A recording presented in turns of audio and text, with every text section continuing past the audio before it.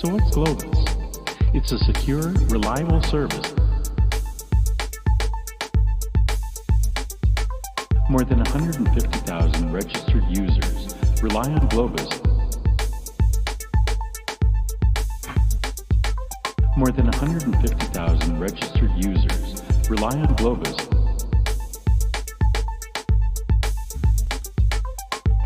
So what's Globus? It's a secure, reliable service. With the Globus platform, you can easily incorporate robust capabilities. And if the data is sensitive, no problem. Globus can be used to manage protected data.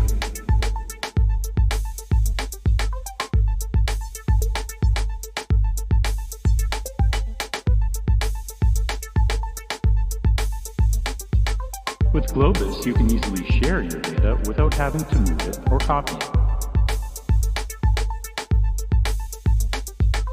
With Globus, subscribers can easily move and share. And if you have any more questions about Globus, visit Globus. More than 150,000 registered users rely on Globus.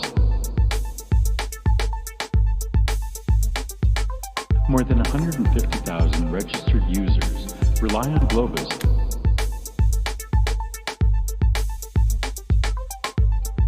If this sounds familiar, you're not alone.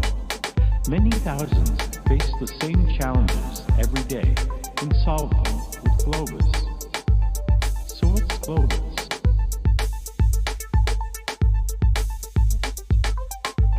So what's Globus? It's a secure, reliable service.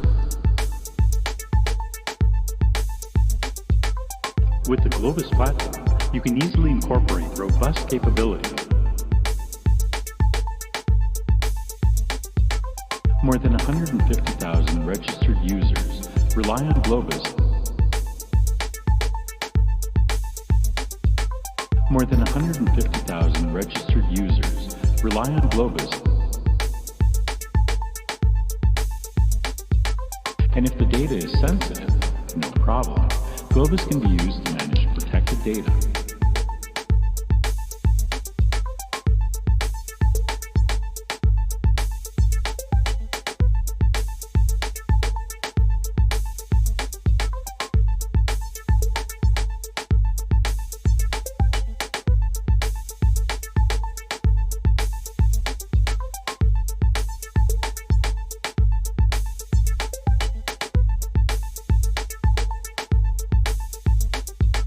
With Globus, you can easily share your data without having to move it or copy it.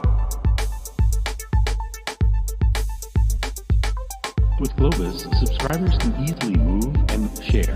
And if you have any more questions about Globus, visit Globus.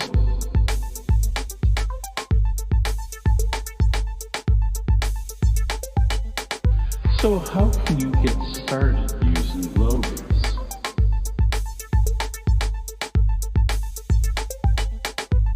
Anyone can use Globus right now for free to transfer files between Globus-enabled systems. So what's Globus? It's a secure, reliable service. More than 150,000 registered users rely on Globus.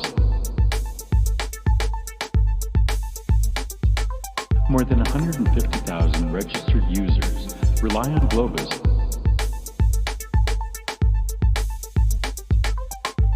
So what's Globus? It's a secure, reliable service.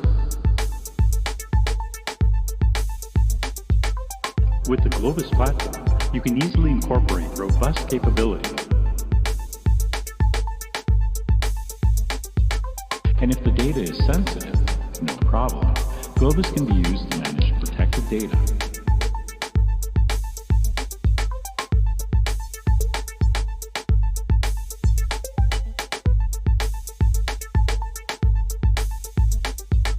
With Globus, you can easily share your data without having to move it or copy it. With Globus, subscribers can easily move and share. And if you have any more questions about Globus, visit Globus.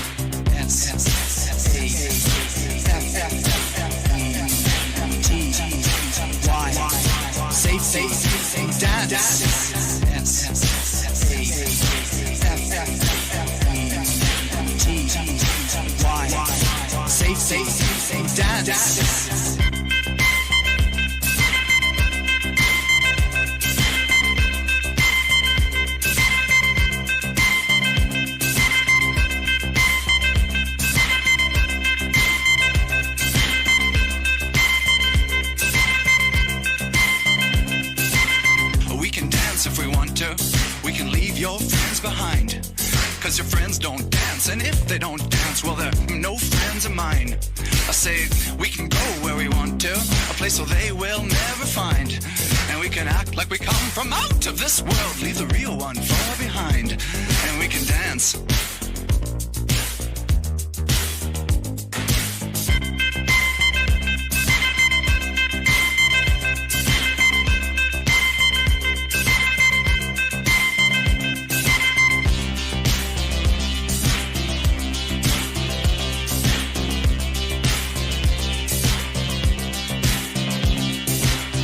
We can dance if we want to, we can leave your friends behind. Cause your friends don't dance, and if they don't dance, well, they're no friends of mine. Say, we can go where we want to, place where they will never find. And we can act like we come from out of this world, leave the real one far behind. We can dance.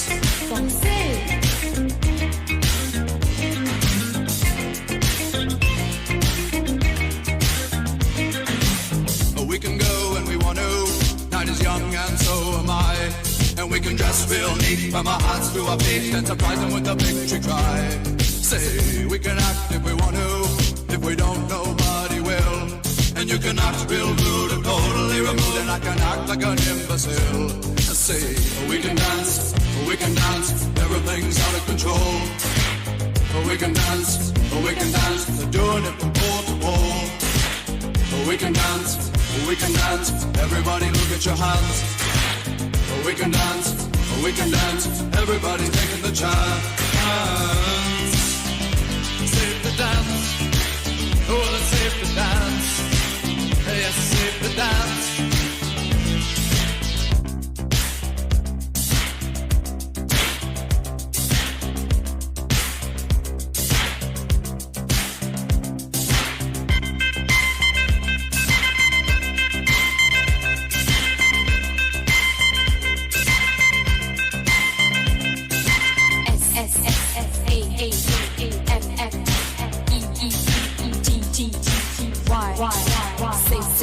Say, down, down, down, down.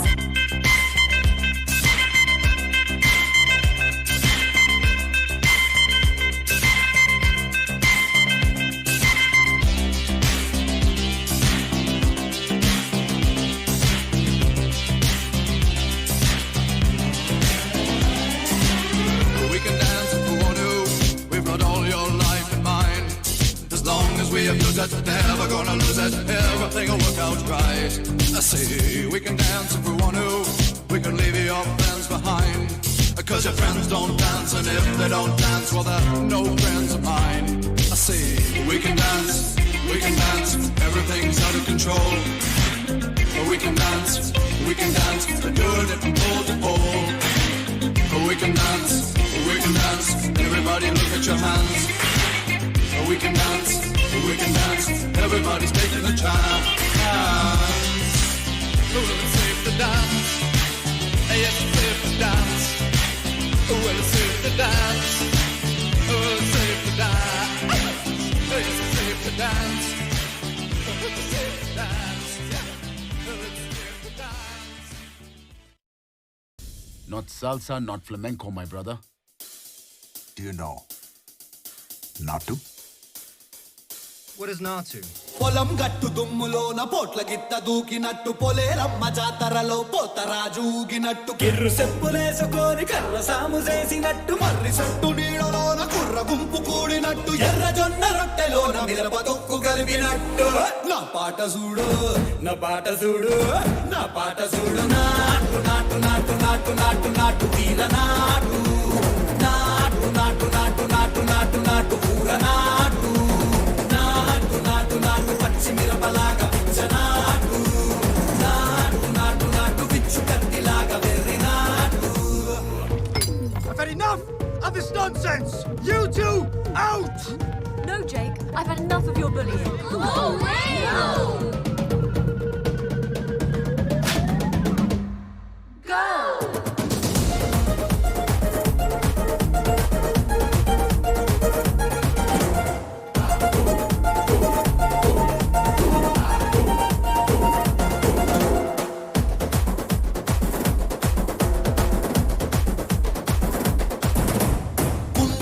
పోయేలా ఢండన కరమోగినట్టు సెవులు సిల్లు పడేలాగా keys బిడ్డ కూసినట్టు ఏలు సిటికెలేసేలా ఎవ్వారం సాగినట్టు కాలు సింధు తొక్కేలా దుమ్మారం రేగినట్టు ఒళ్ళు చెమట పట్టేలా వీరంగం చేసినట్టు నా పాట చూడు నా పాట చూడు నా పాట చూడు నాటు నాటు నాటు నాటు నాటు నాటు తీల నాటు నాటు నాటు నాటు నాటు నాటు నాటు పూల నాటు నాటు నాటు నాటు గంట పారలాగా చెట్ట నాటు నాటు నాటు నాటు ఉక్కపోతలాగా టిక్క నాటు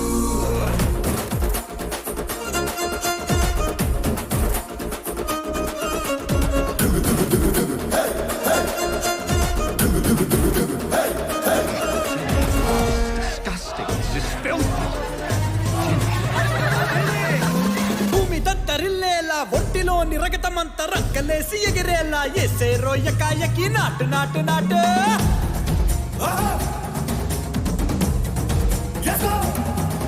అరే దుమ్ము దుమ్ము దులిపేలా లోపలున్న పానమంతా దుమ్కు డుముకులాడేలా దూకేరో సరాసరి నాటు నాటు నాటు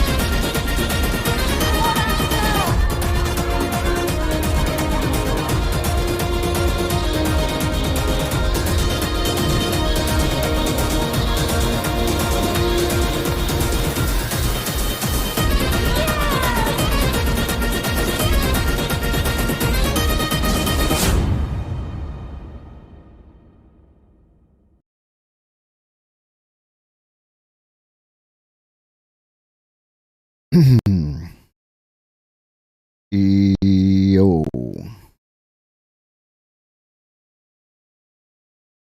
Why we check?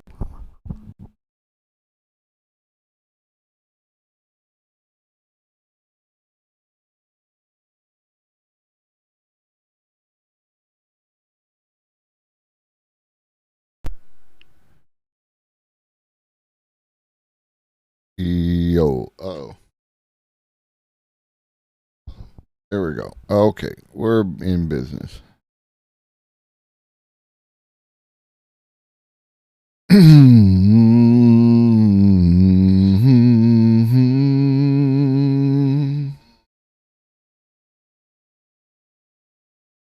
What up, though? Yeah, so that movie, Triple R,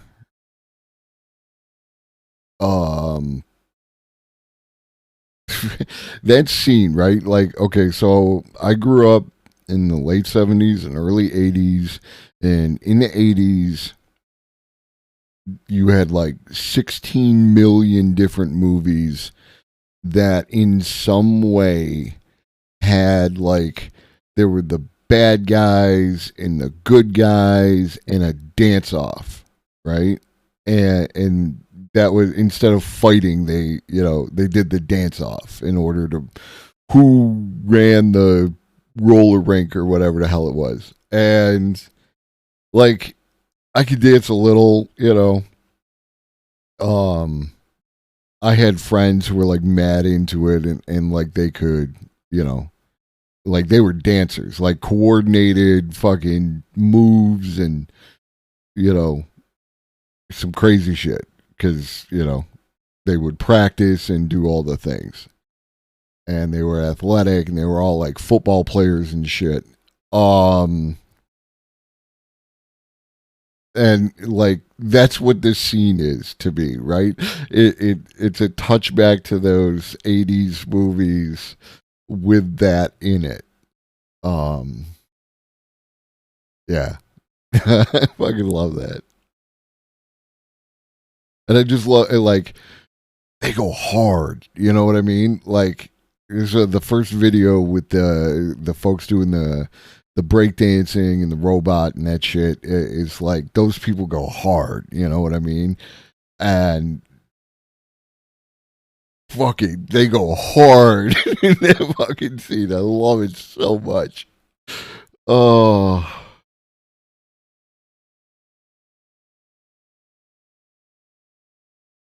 And it's a catchy tune. It's gotta, not to fucking go. Yeah. So today we'll be talking with Arun a little bit later. Got some big election news. Gonna take a look at like what's happened so far, what's gonna be happening in the future. Should be very interesting. He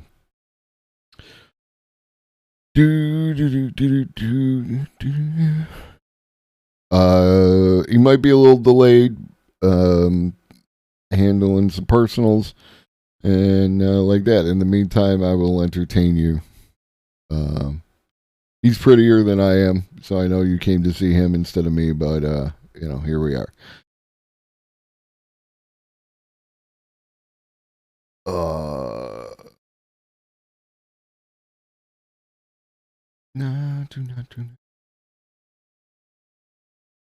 I wanted to talk about something. This Friday, we're going to be speaking with Paradigm.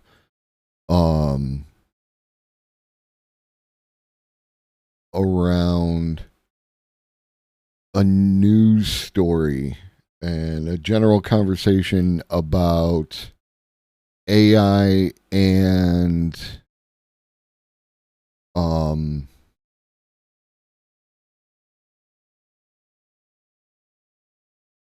capitalism. I don't want to give too much away. I want you to show up on Friday.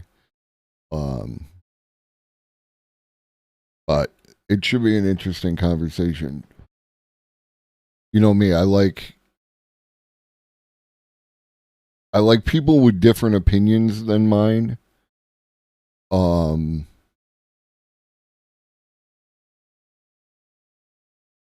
Like to bounce stuff off of, right? Like, I mean, there's a bunch of times when I'm talking to somebody and I'm like, especially when I ask one of them rambling ass questions, that's complex, is because it's the question that I'm asking is nuanced. This is debate bro tactic, and holy fuck, shout out my man, the Algae Christ, Greg, the peer review.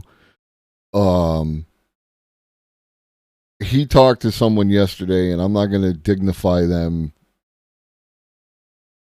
by telling you what their name is, but if you go check out Greg's channel, you can see it was a conversation / debate. It didn't get like antagonistic, but like, holy crap, dude! This guy was so far out of his element, and it was about like the lab leak related to COVID. The conspiracy theory of the lab leak, and like that. And it's like Greg is a fucking scientist, right? Greg does science and shit. And my man, you're a dude on Twitch, right? And don't get me wrong, there's lots of, smart and fucking homozygote, right? Like, you could be both a scientist and on Twitch, but like, You're a libertarian jackass on Twitch. Oh, so yeah. It was exhausting for me. I can't imagine what Greg went through, but like I could tell when he would say something scientific and it would go like completely past his dude, but he would pivot back to his talking points in the same utteration of the same few words, and it was just like, dude.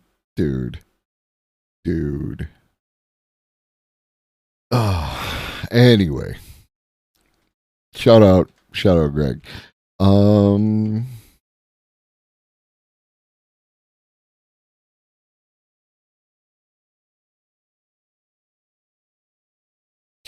So there's a thing that I wanted to talk about. It's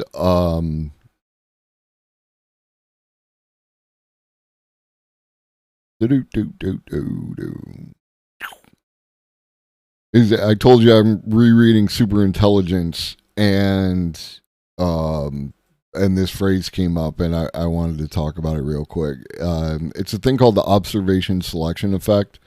An observation selection effect exists when some property of a thing is correlated with the observer existing or being around in the first place. The Zen form of this is if a tree falls in the forest and no one is around to hear it, it doesn't make a sound.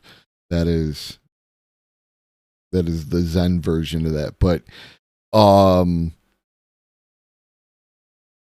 one of the things is like we tend to overpresent how like the rise of intelligence in human beings,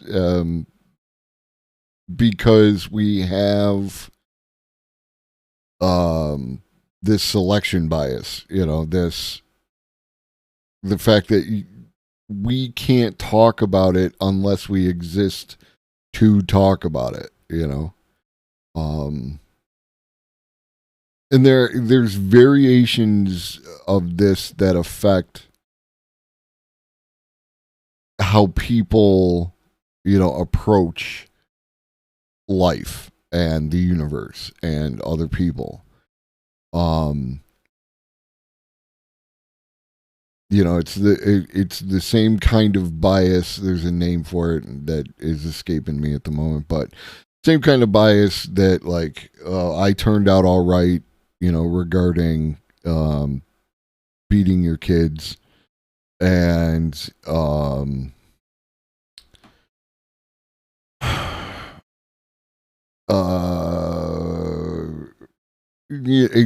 same kind of selection bias thing with how people approach, vaccines and everything else. Like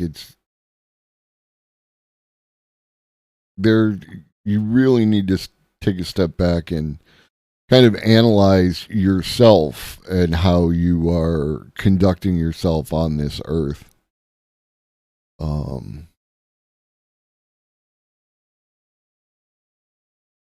Is that an unfortunate Twitter thread between two people I would like to consider friends, who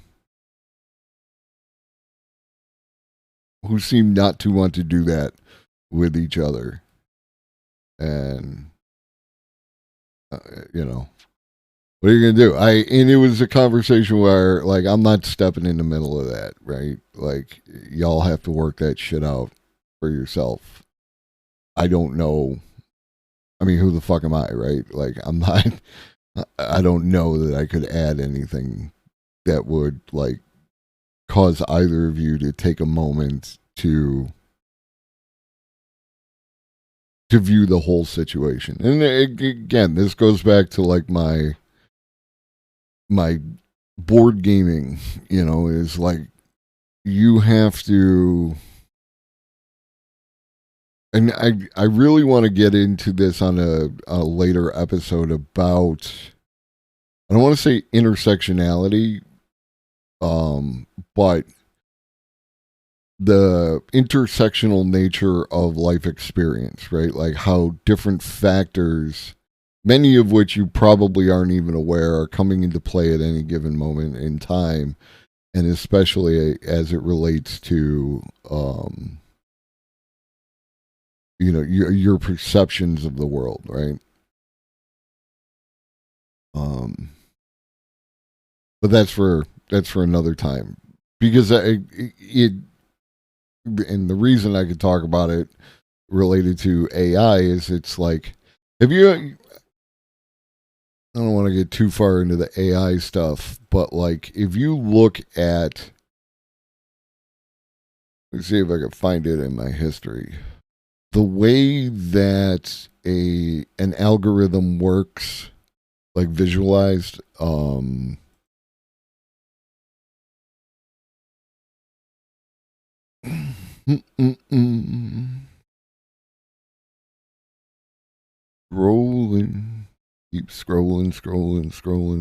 Hey, by the way, Limp Bizkit still working. They actually just put out a song 5 days ago. It's terrible. So I saved you that effort. Don't listen to it. Listen to something good. Life's too short to listen to bad music. And like, it's objectively bad. What up, Lenny? How you doing, my friend? Nice to see you. So this is a neural network, right? A visualization of a neural network. And basically what's happening is on the right, it is selecting a digit, and on the left, it is, hey, what up, Maddie? Yeah, like don't get me wrong, there's like a couple Limp Bizkit songs that I still like that I haven't listened to in like a million years, but like, especially little parts of them that pop into my head. Like, I mean, let's get real. Just one of those days when you don't want to wake up, everything is fucked, everybody sucks. Like, I still feel that way. So like that, that's true, right? But there's just so much, and the latest stuff is like, dude, it's just so bad. It's just so bad. But yeah, so on the left, it shows you like the number, right? And this is the process by how it, like, I don't know the proper terminology, but like visualizes and determines and then expresses that number. It's only a minute long, and it's fairly straightforward. But this is what I'm talking about when I'm talking about how this is also a representation of your life. I don't care who you are, right? Some people admittedly have many more of these little connections and gates that influence their behavior. But we all have a fairly complex thing like this. So in every step, it, like, you can see it's going to hit a bunch of these blocks and then hit a bunch of those blocks and hit a bunch of those blocks and then be expressed on the end. And each of these is a set of logic gates and that kind of stuff. Yeah.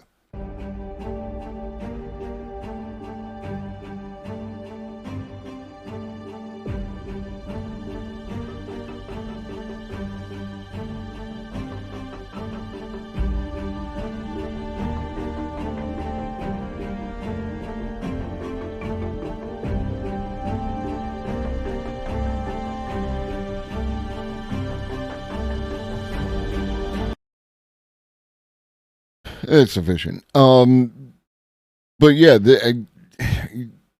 this is what happens, right? Like, this complexity Oh, you should definitely have that in 4K, baby. This complexity is something that, like, is your brain. What up, Carpe? Has like so many connections that like it's like greater than the stars in the universe is crazy. It's like this ridiculous number. And like the representative computing power is like off the scale as well. So all this is happening, and most of it happens and you're like unaware of it, right? Like how okay. I will see you then, my friend. I will be here.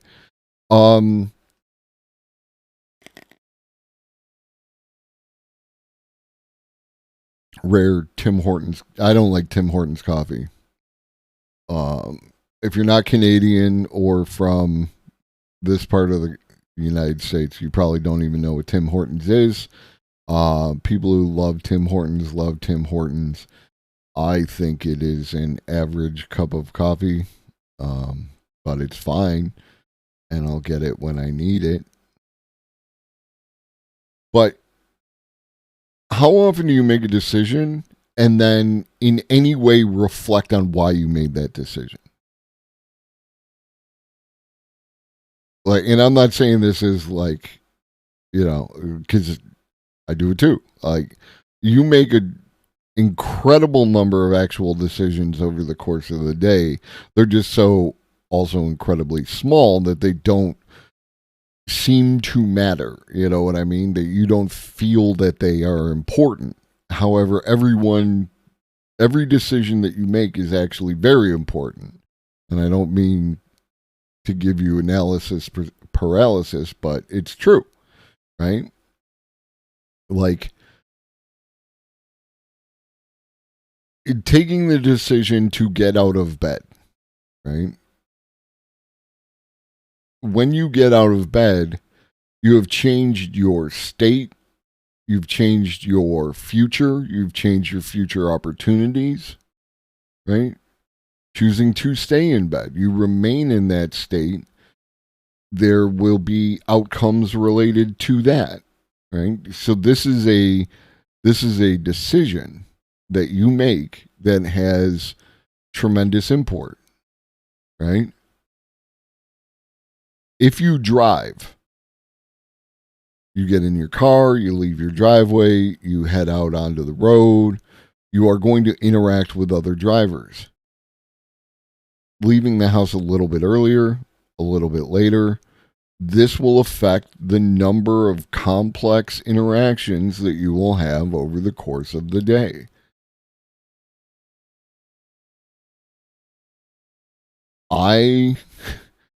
Had I been going slightly faster earlier today, I was coming around a traffic circle, and as I was coming around the traffic circle, the lane that was to my right that I had to cross in front of to exit the traffic circle is supposed to yield because I am in the traffic circle. But this ambitious young man decided to not yield and travel right in front of me. And because of another vehicle that had been in front of me that was attempting to exit the traffic circle on the next one, they almost had an interaction that no one would have been happy about. But had I been a fraction of a second earlier in that movement, he very well could have T-boned me. And I mean, this was a fraction of a second, like no more than half a second. And that has everything to do with not only when I left the house, but every decision I made between leaving the house and arriving at that point on that traffic circle at that time.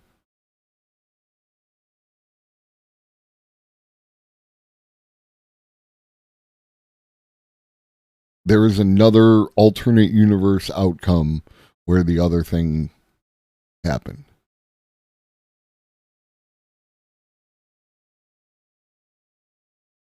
The fact that it didn't happen led to this conversation with me saying stuff to you about the thing that happened.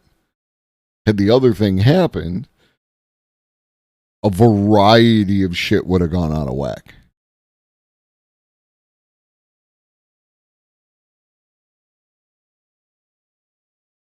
So these are like, they feel like you're doing small things, but every small thing stacks up and stacks up and stacks up until the point where you get a big thing.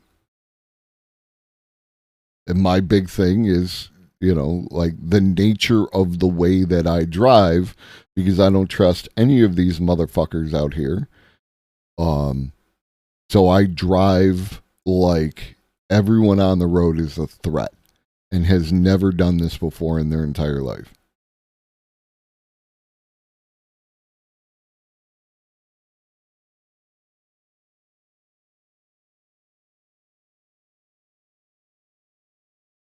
So the little decisions that you make do have an impact. And that's what I want to leave you with regarding that. You are sum total of a complicated interweb of events that other people did, time, location, all these different things, right? Your particular state at any given point in time. You are complex. I am one of the easiest people that I know, and I am complex.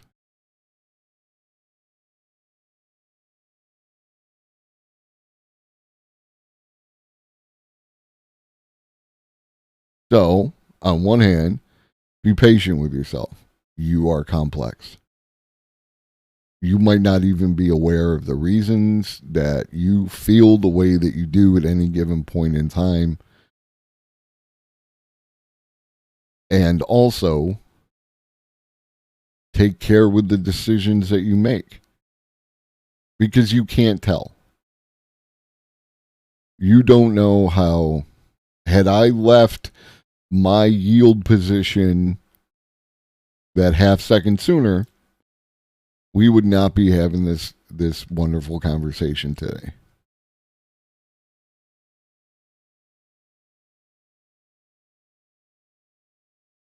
And people talk about like time travel, going back in time and taking out baby Thanos, right?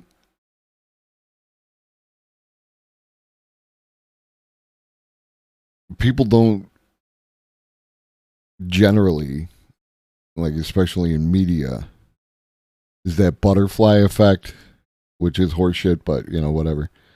The thought experiment is fine. And it's reflective of the thing that I'm talking about.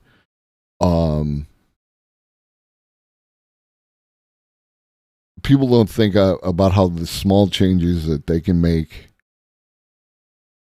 are valuable and important. And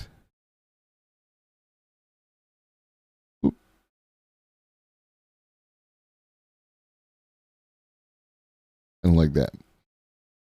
So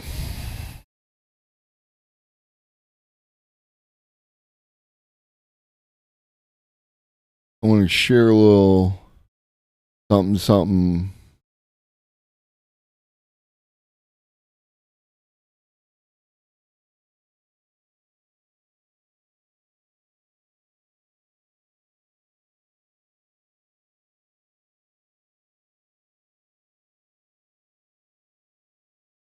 This is from, I'm going to put it in chat. This is from the homie Nabil. Oh, yeah.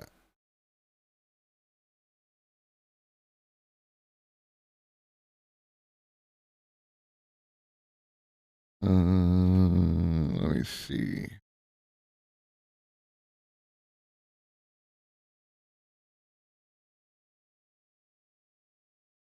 Do do do do do do do do.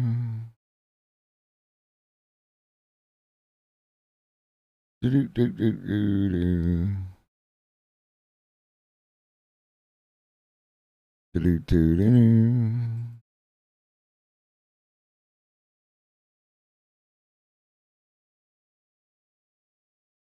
And if you're not watching, I'm gonna read it to you.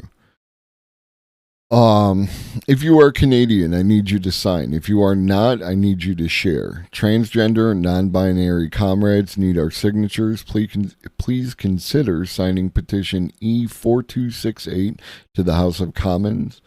We, the undersigned, residents of Canada, call upon the House of Commons to extend to transgender and non-binary people the right to claim asylum in Canada by reason of eliminationist laws in their home countries, whatever country that may be. This is important. You know where I fall. Trans rights are human rights. No one is free until black trans women are free. So I support this. I am not Canadian. If you know any Canadians, if you are Canadian yourself, I encourage you to sign this, share it, do your part, do the small thing that can have a big impact, right?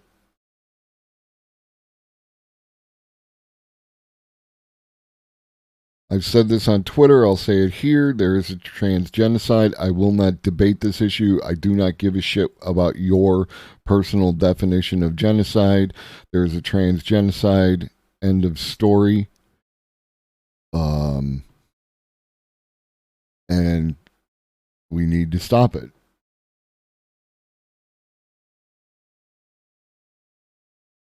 It's our job.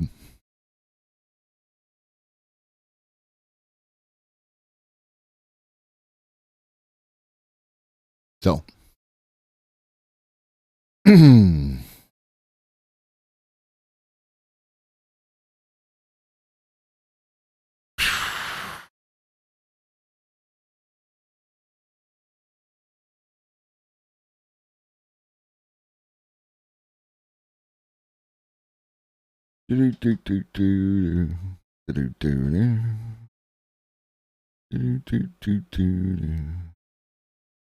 yeah, so the link is in chat. The link will also be in the Discord after stream. If you happen to be listening to me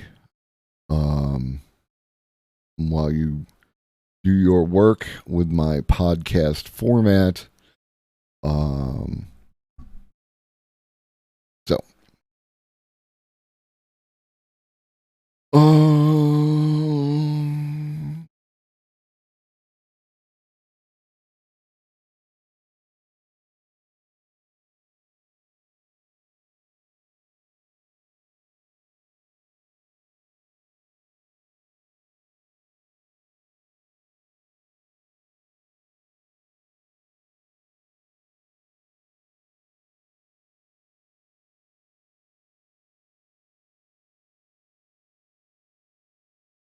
I want to take a look at this real quick.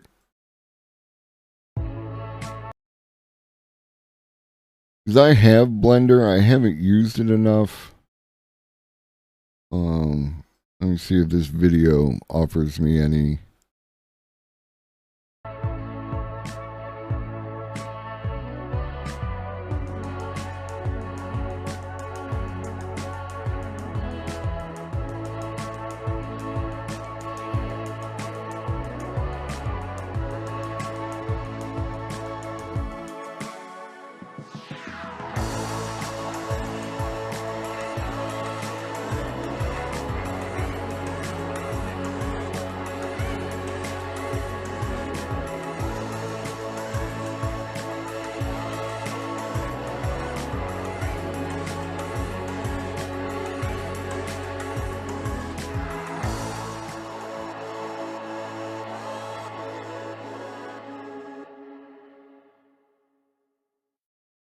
Okay, that's neat.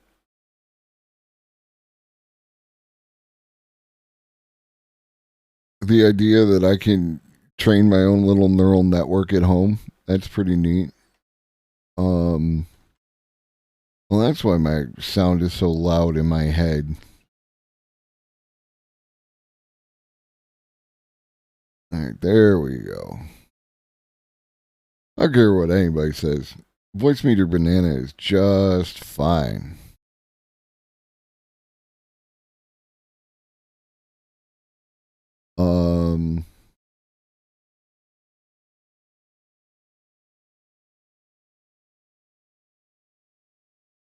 Some of you know that I've been using Leonardo.ai to create things. I've been some of the stuff I can't show you on stream because I don't know if it's TOS for like body horror. I don't know where that would come down, so we're just not going to do it.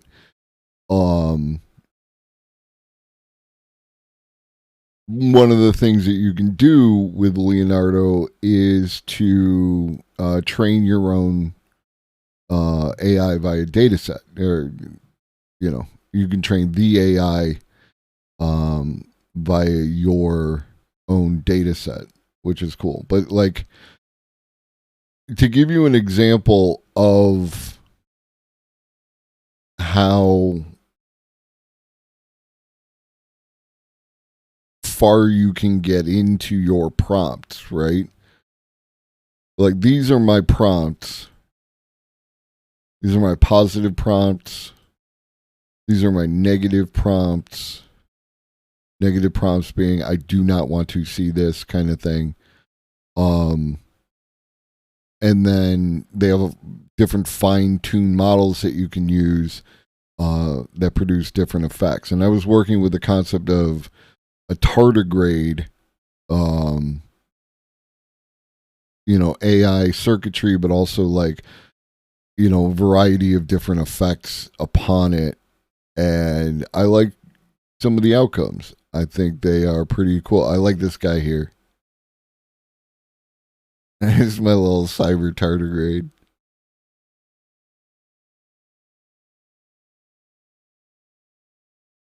This is another good one. I like this one. He's a chubby boy. He's a chubby boy.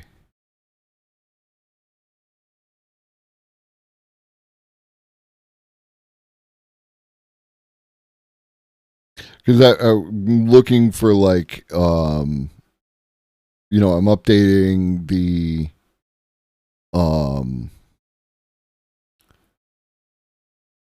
emotes. Like I want some more AI type related emotes. To stick with the branding of the channel and all that other good stuff. Come on, Chatterino.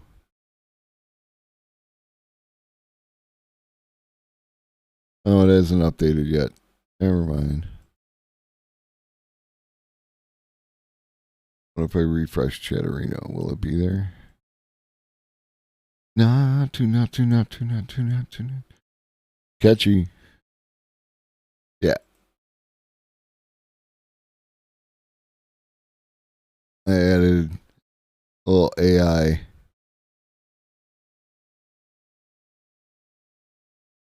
Little free emote. It's a tardigrade, but it's only got 4 legs, but whatever. I love tardigrades.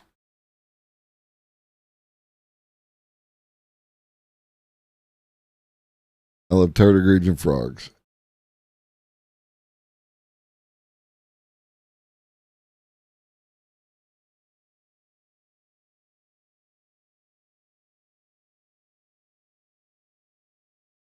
Okay.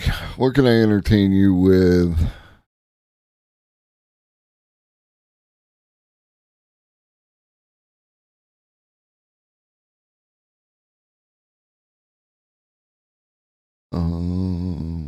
Anything of bookmarks on Twitter? I do not.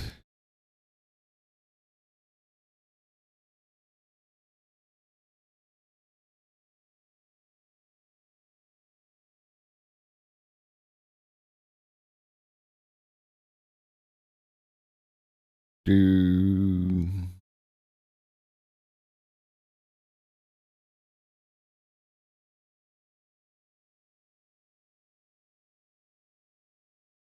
Do do do do do do do do do.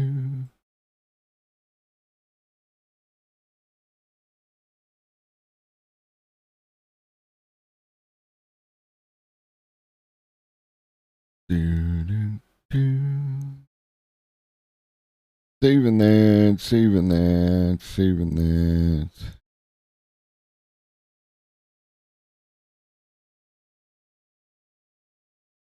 Saving that.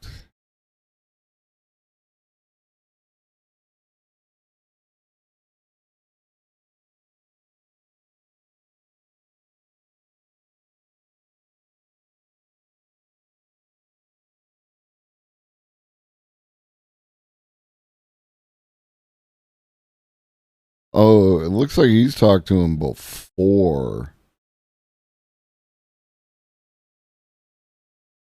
Okay.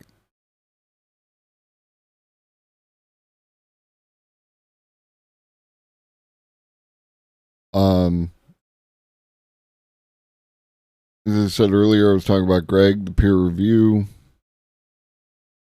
It's Greg's YouTube channel. You should absolutely go give him a follow. Greg's a cool dude. He's been on the stream before, and we like Greg.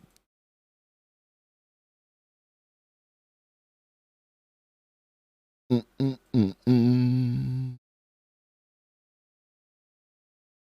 Mm-mm-mm-mm.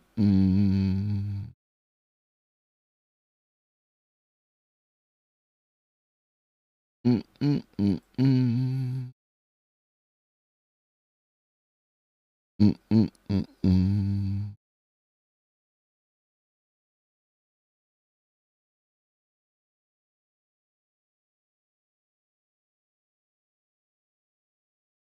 All right, I guess we'll look at a little bit more regarding the observer selection effect until Arun shows up.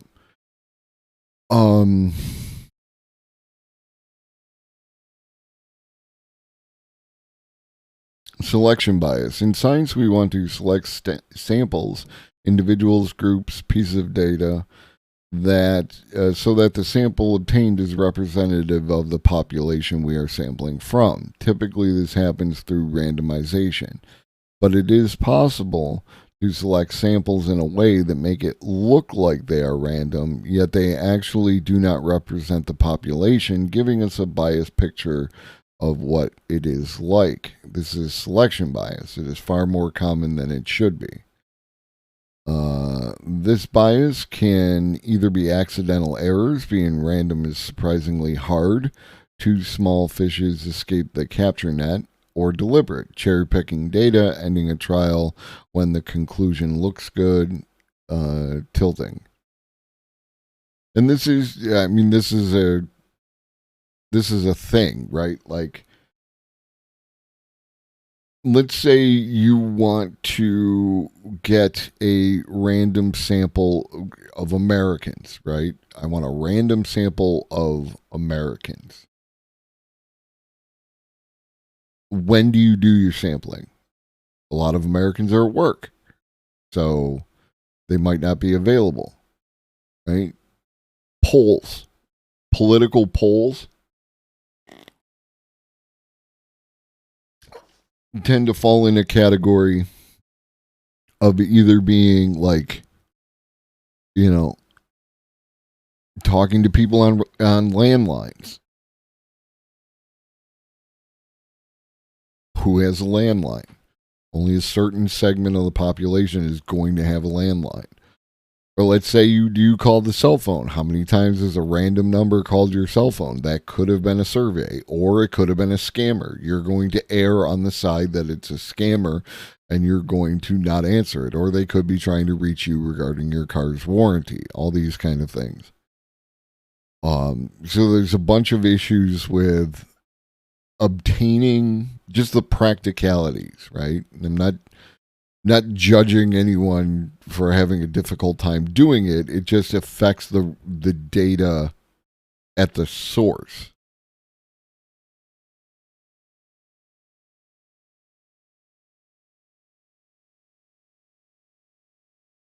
If I ask my circle of friends what languages they speak, I will get far more responses for English and Swedish than in the true global population. In fact, if you use your friends, almost any measure is likely to be biased. We associate with people like ourselves, so they are likely to be like you in many respects. An important and non-trivial bias among friends going the other direction is the friendship paradox, noted by Scott L. Feld. Your friends have, on average, more friends than you. People with a greater number of friends have an increased likelihood of being observed among one's own friends.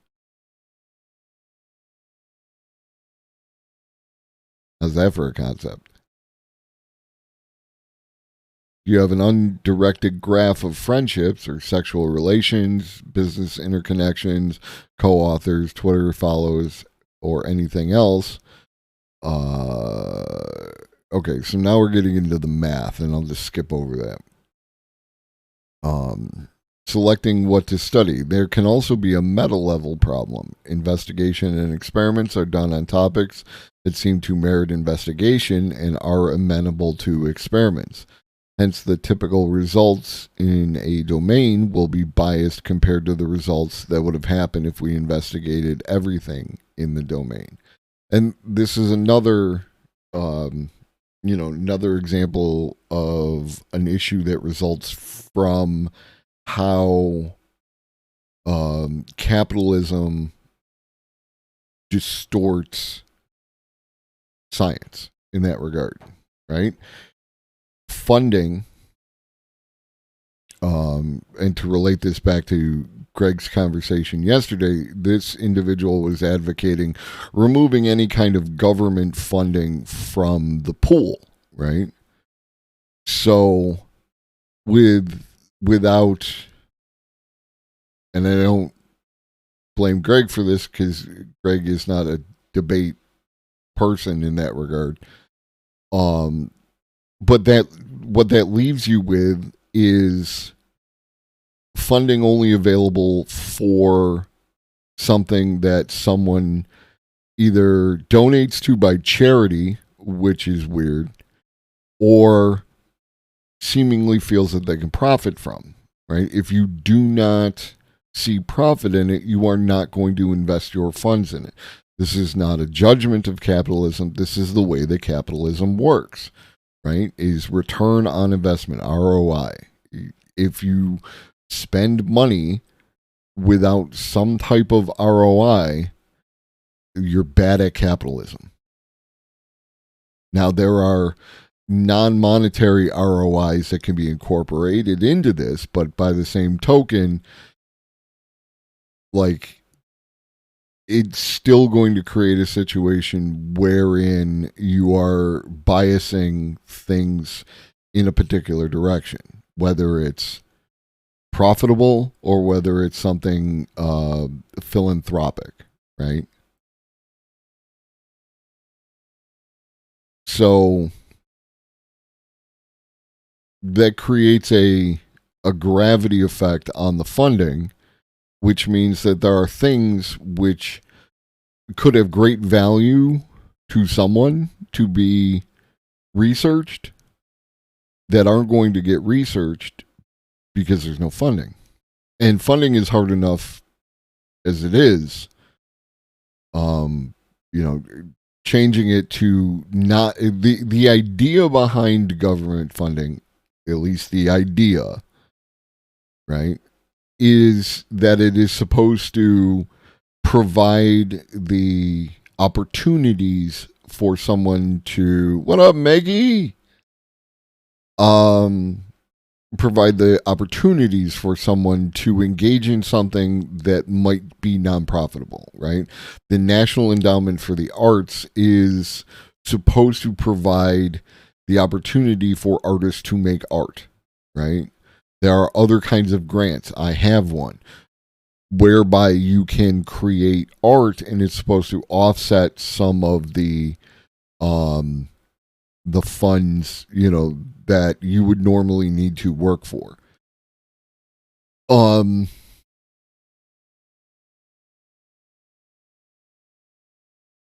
There's also there's this part of my mind that automatically goes to the fact that when you're conducting a study, the best study you can get is when the subject doesn't know they're being studied, right? That is how you can get the most honest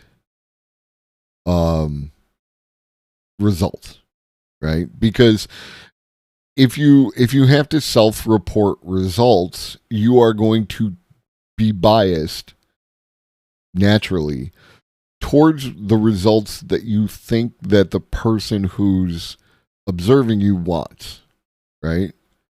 I did a study regarding vaping and tobacco use and things like that, and I could feel the pull to provide good answers. You know what I mean?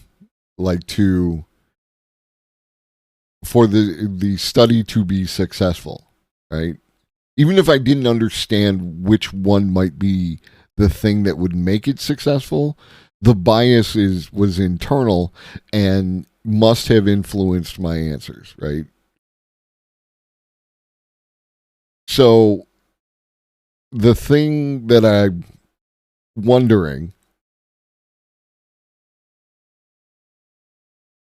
is whether or not the grant that I received is actually a study for the effectiveness of UBI.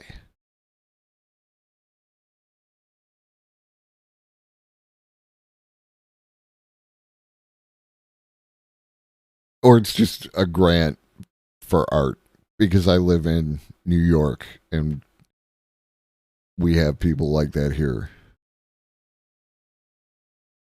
Don't know. Interesting. Something I think about. Oh, la la la la.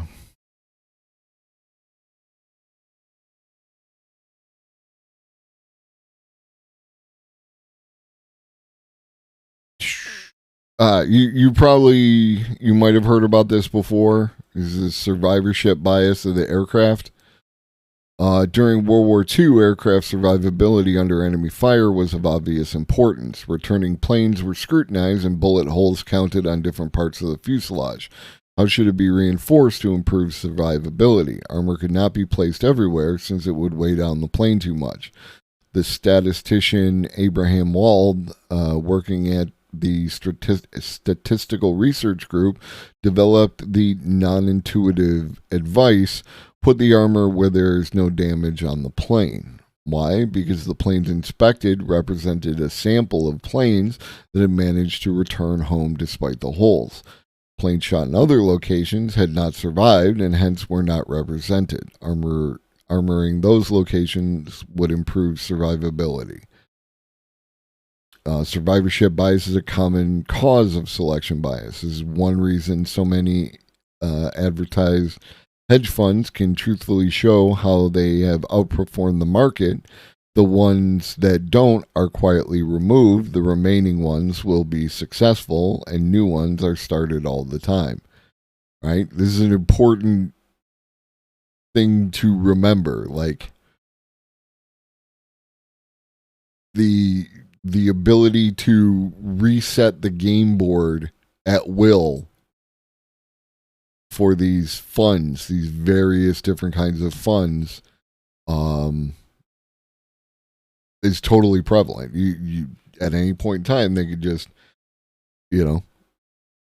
cash it out and make a new one.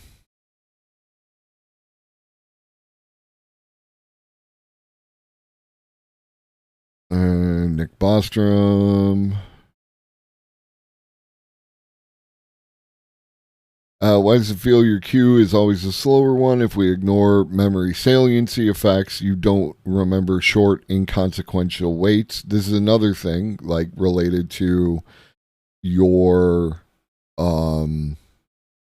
vast array of influences, selection effects, and things that happen within you over the course of the day, and the tiny little choices that make up your day. You ignore a lot of things that nothing happens in, they dip out. You spend you spend more of your time, your total queue time in slow queues than in fast ones. And then there's some math. And Nick Bostrom did the same argument for traffic queues, pointing out that you should consider your present observation as a random sample from all the observations made by all the drivers.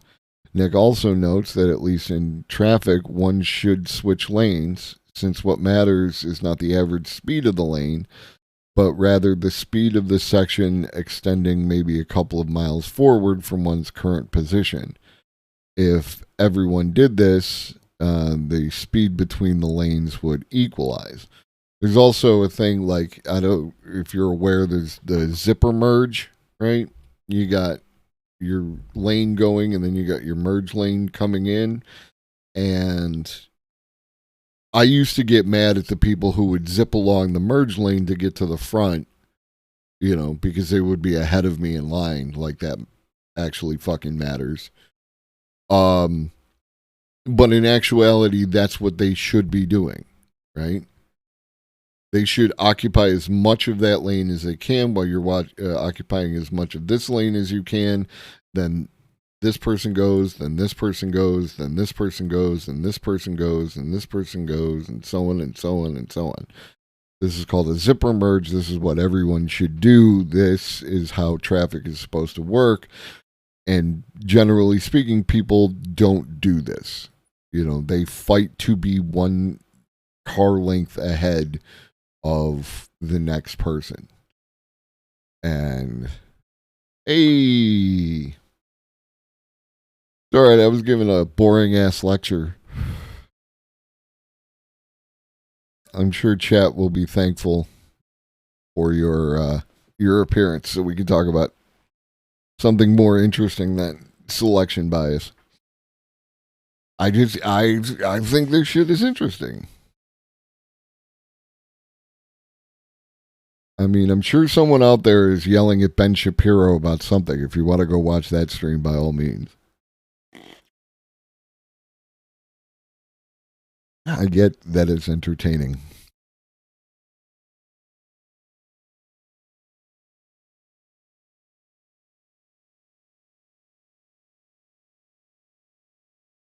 Observation, selection effects, and anthropic reasoning. These selection biases are example of observation selection effects. An observation selection effect exists when some property of thing is correlated with the observer existing or being around in the first place. When such an effect is present, the data will be biased, often in non-trivial ways. The more extreme the correlation, the more unusual effects it could have. For example, all humans and all living multicellular organisms have an unbroken chain of parents back to the early primordial soup of prokaryotes swapping genes, yet the probability of any particular lineage surviving across hundreds of millions of years is exceedingly low. 99.9% of all species have gone extinct, and your ancestors must have survived at least 5 major mass extinctions. Yet concluding that we will be equally lucky in the future is erroneous. The past success is no evidence for future success. It's like the coin flip, right? If you flip a coin, it has a chance of coming up heads or tails. And if 50%, one or the other, right? And if you flip that coin 100 times and you get 100 heads, the next result is 50%. Now, yeah, I'm going to bet on heads, but because 100 times always heads is kind of weird, so something's going on, right? But that notwithstanding, what's up, Asper Small Bar? You get a lot of head. True. Yeah, so the probability remains the same if the results have no effect on future outcomes.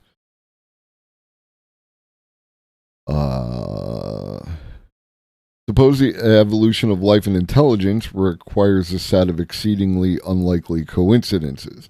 Planets at just the right distance from an unusually stable star in the galactic life zone with a stabilizing moon and a comet-deflecting Jovian, just the right chemical diversity, a fantastically unlikely chemical coincidence producing cells, a long list of low-probability evolutionary steps leading up to a generalist species forced by environmental conditions to become a super-generalist intelligent species. Yet every intelligent species in the universe would have these coincidences under their belt. Conversely, knowing we exist does not tell us whether intelligence is common. We will return later to the question of whether we can tell whether we are unlikely or common. Yeah, this is really what it comes down to. This is commonly used as an argument for an existence of a creator, right? Is because of how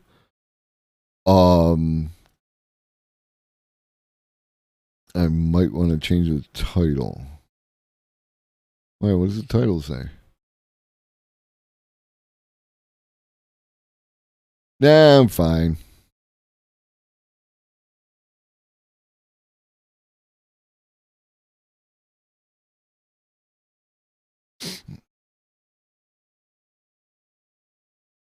It'll be true soon enough.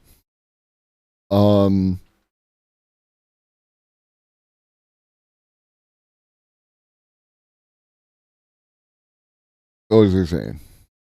Oh yeah, the argument for the existence of a creator. Because the Earth exists in the Goldilocks zone, and there's a variety of factors that have to exist in order to produce intelligent life, and the fact that the moon causes tidal effects on the Earth, the fact that Jupiter is like, you remember, was it Hale-Bopp, right? A comet that broke up and might have killed us all if it didn't crash into Jupiter. That's what Jupiter does for us. Jupiter has no opinion of what it's doing. If there was no Jupiter, then something probably would kill life on this planet more often than it already occurs, right? So one way to look at it is that a creator must have set all these conditions in place in order for that thing to happen. Another way to look at it, in the way that I look at it, Big Buddy Juby, is that I would not be here to ask the question if these conditions didn't exist, right? All right. Put yourself in any voice channel and I will bring you to the interview.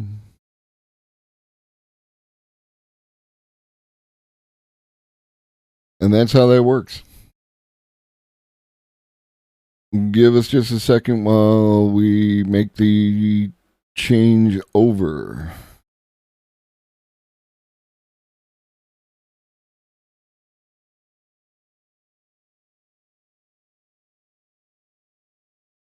All I gotta do is like doot, doot, doot.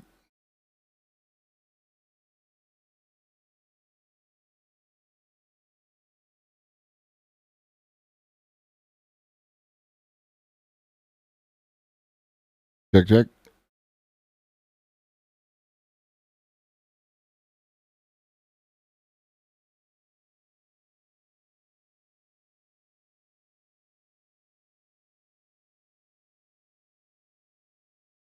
Do do do.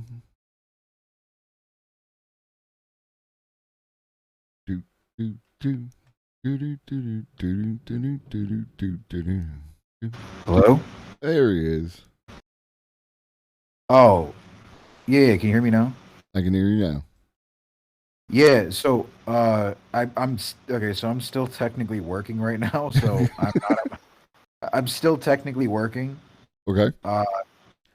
So I'm probably not gonna be able to turn on my camera this time because I'm at my bed and that's usually where I do my work. Okay. So, yeah, I was like in a 2 hour long meeting. It started at 4. It went way longer than expected. Was it a good meeting or was it a meeting that could have been handled as an email? No, it's a meeting. It was basically like a debugging session kind of thing. Okay. Okay. So it had value. So it was like a mix of. It was one like a demo, right? That is like there are some like it was like a demo where we basically it was probably better for us to just demo it in person and deliberate it in person and whatnot. Right. It was like a brainstorming session basically. So it's like. Although I do agree with the fact that a lot of companies tend to like handle things that could just be Slack questions and whatnot, Right. as like meetings and stuff, which does drag a lot. Speaking of Slack, did you hear that Salesforce is going to be rolling out a Chat GPT element into Slack sometime in the near future? That I did not hear. Yeah. I did not hear about that. I'm not sure if I still have it up. I could Google it. Slack, Chat GPT. How long are you gonna go for? Until 7, basically? No, I'm gonna go until I'm not going anymore. So basically until you're like pooped. Yeah. Let me do one thing. I'm gonna message someone, and then we can like get started quickly. Yeah.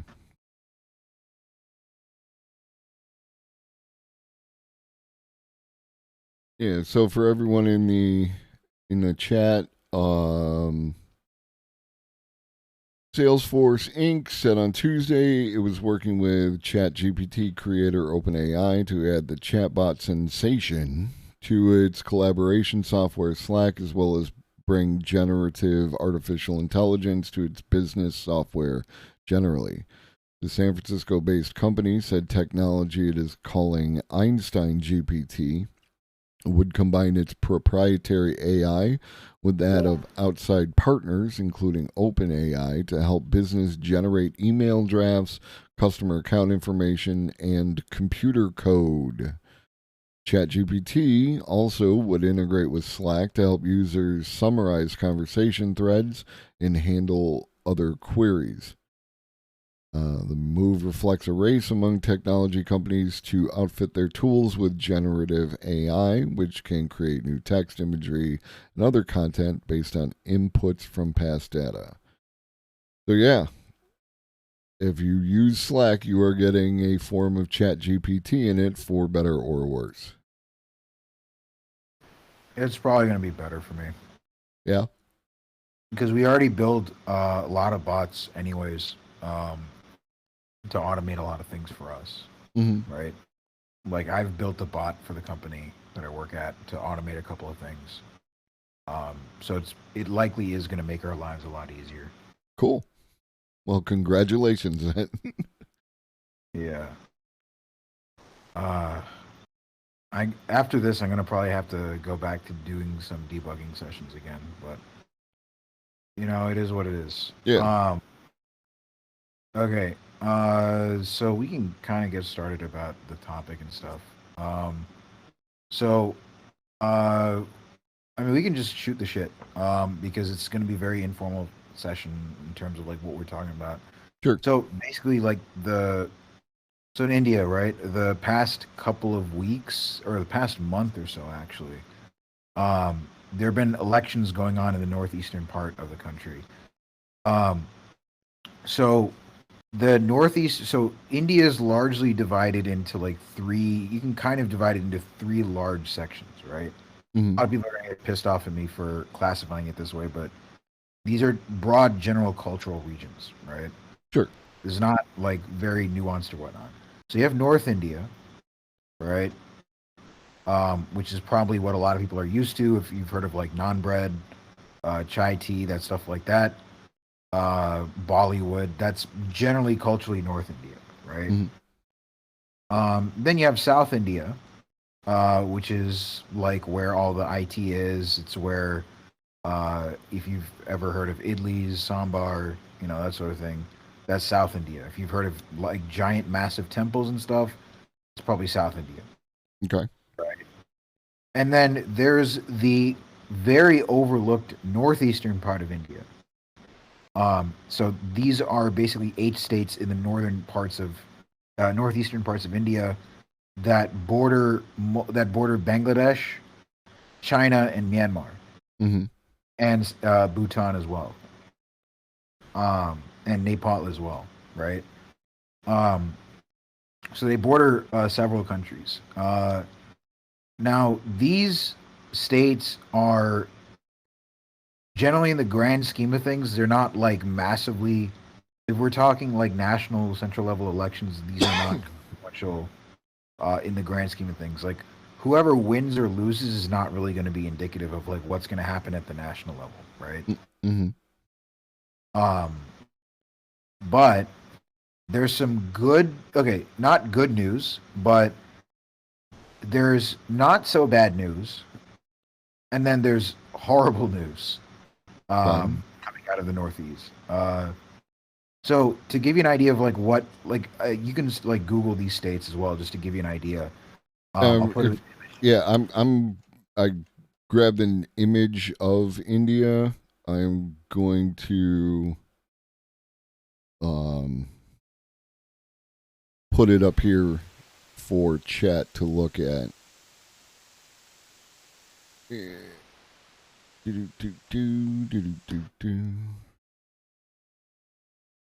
And pictures, and this, hit OK, and then make it smaller. Yep. And I think that should be big enough. So the part that you're talking about is like there's the big bit, and then there's this skinny little area, and then this other bit on the right there. Yeah, that's the region I'm talking about. Right. So the region most people are familiar with is the big bit for fairly obvious reasons.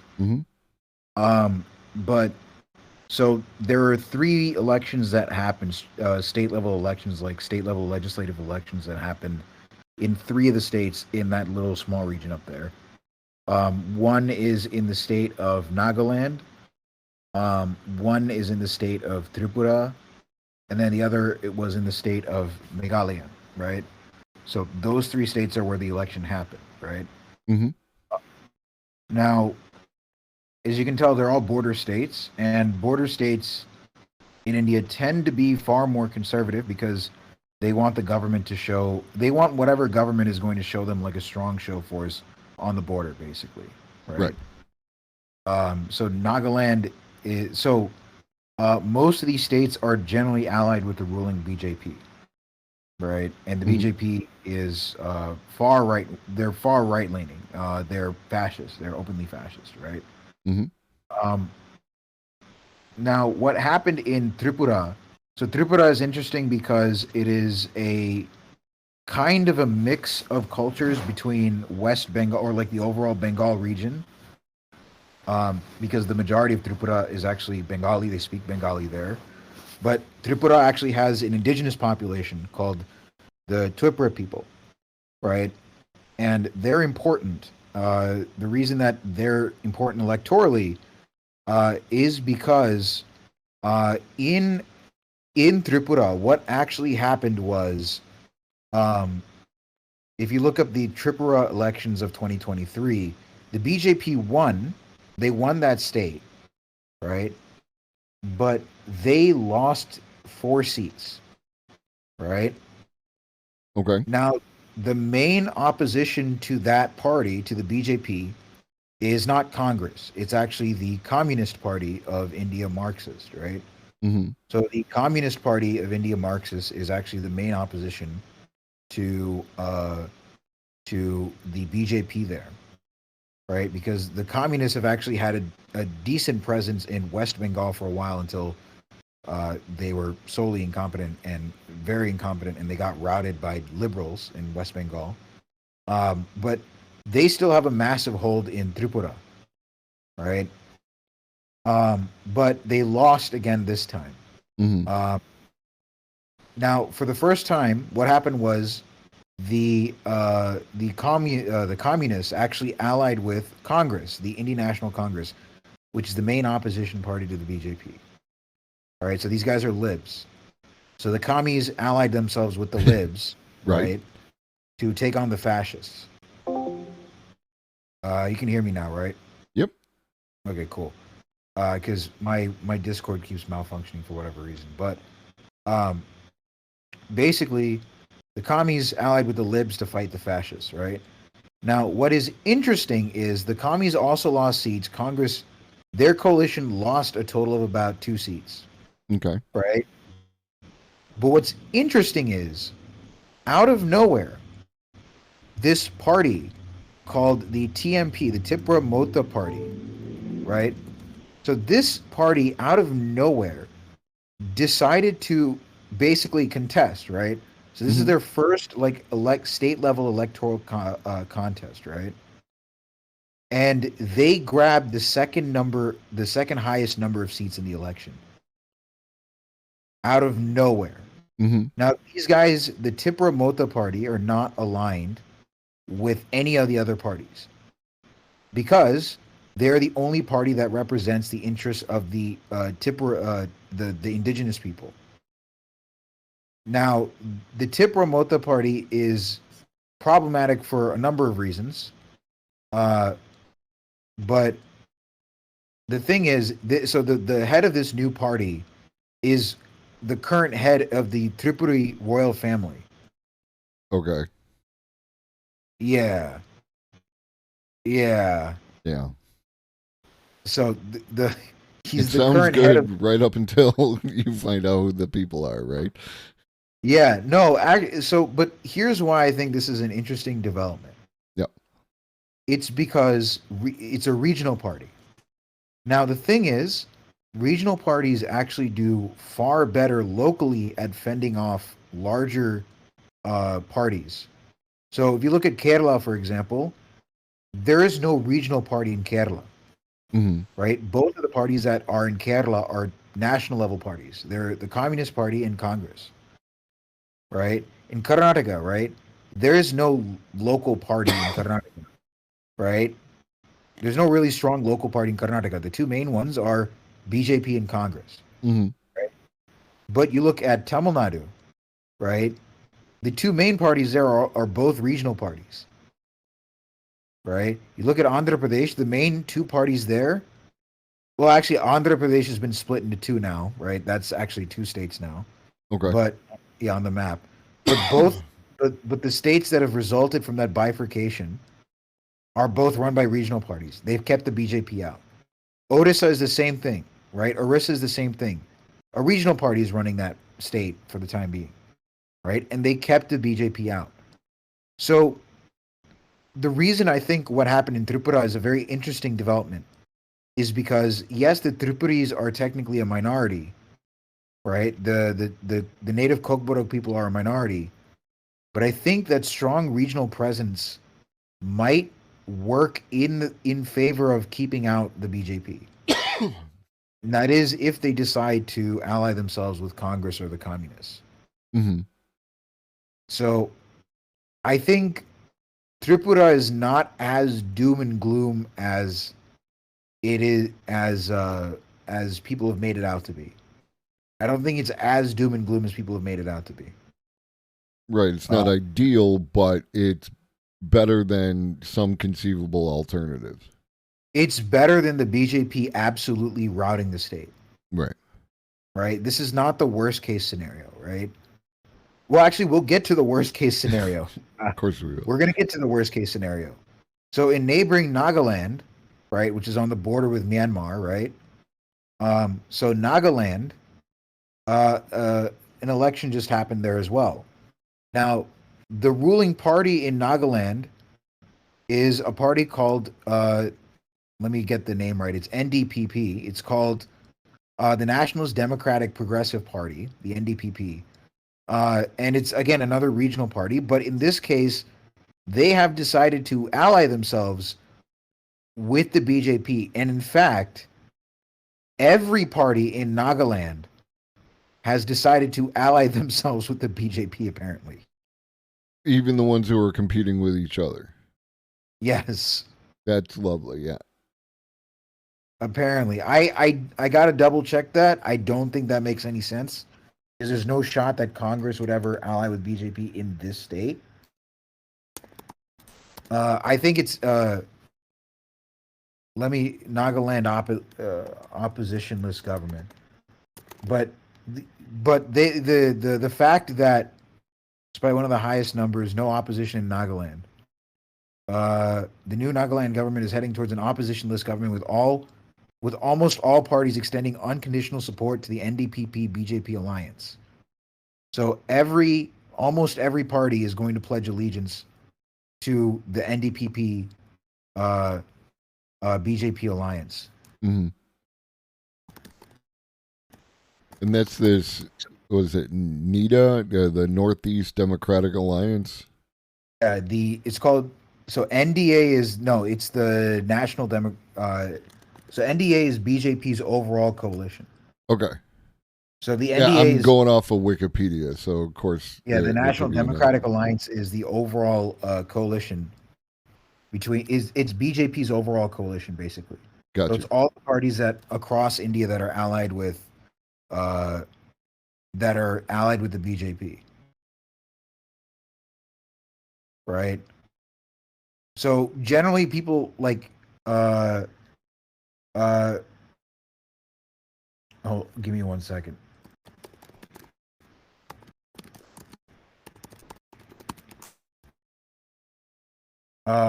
Basically, long story short,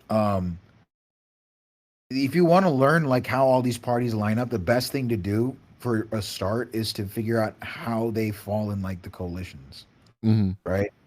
So there's NDA, which is BJP's alliance, and then there's the UPA, which is the United Progressive Alliance, which is the opposition to the BJP. So this is the Congress-led opposition coalition. So you have INC, Indian National Congress. You have my party's home, like the party that rules my home state, which is DMK. JDU, Janata Dal United. You have here's another problematic thing. As a fascist party is part of the UPA, so yeah. So you have fascists allied with libs, social democrats, and like leftists to fight other fascists. Yeah, and I mean, that's indicative of something that fascists would do and liberals have done. No, the reason they're in this alliance right now, is because they lost elections in their home state when they allied with the BJP. So the Shiv Sena allied themselves with the BJP, but they lost elections because of the BJP. Okay. So they're like, fuck you guys, we're going to side with your opponents. Right. Yeah, that makes sense.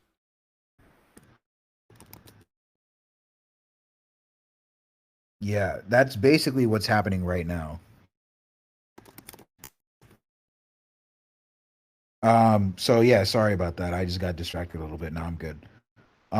So in Nagaland, what happened is all the states are basically going to all the major parties in Nagaland are actually going to ally themselves with the BJP, which is nightmare scenario, basically, right? Right. And so that's nightmare scenario for Nagaland. And then in Meghalaya is kind of doing its own thing. Let's put it that way. I'm pretty sure Meghalaya is actually not allied with. I'm pretty sure Meghalaya is the parties ruling Meghalaya are not allied with any. I'm pretty sure that the party in Meghalaya is actually not really. Oh, it is. Okay. So yeah, in Meghalaya, the current Conrad Sangma government, which is allied with the BJP, won basically. Mm-hmm. So Conrad Sangma is part of what's called. He's the leader of the NPP, the National People's Party in Meghalaya, and that is allied with the BJP. So in this round of elections, the BJP themselves won. They won, or they either one of their allies won, basically. Mm-hmm. So that's basically what happened in this season of elections.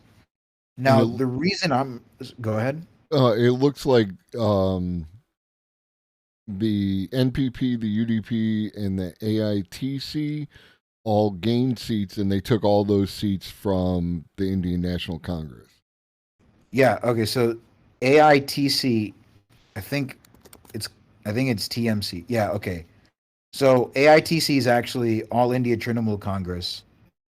So the Trinamool Congress they're like libs. The best way I can describe it is they're libs, right? Mm-hmm. But like they're legit anti-communists, right? They're legit anti-communist libs. Mm-hmm.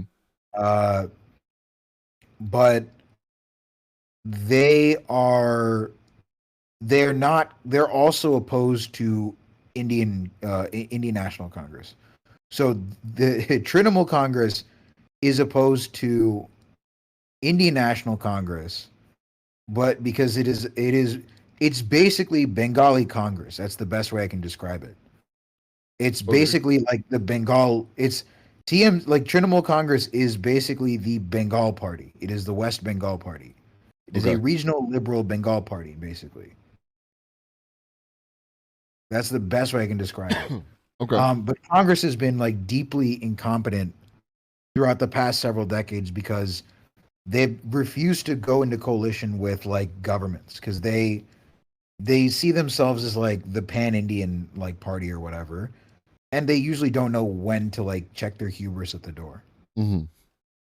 So what Congress needs to do is it needs to start allying itself with, for example, the TRC, the Telangana Rashtra Samiti, YSR party. It's already allied with DMK, right?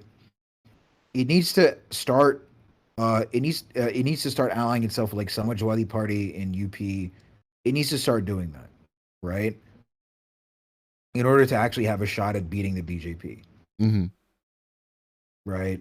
Because, and it actually needs to be receptive to the needs of it needs to actually address the income inequality that exists in India that BJP accelerated. They need to bring in wealth taxes. They need to bring in, genuine checks on wealth and authority in India.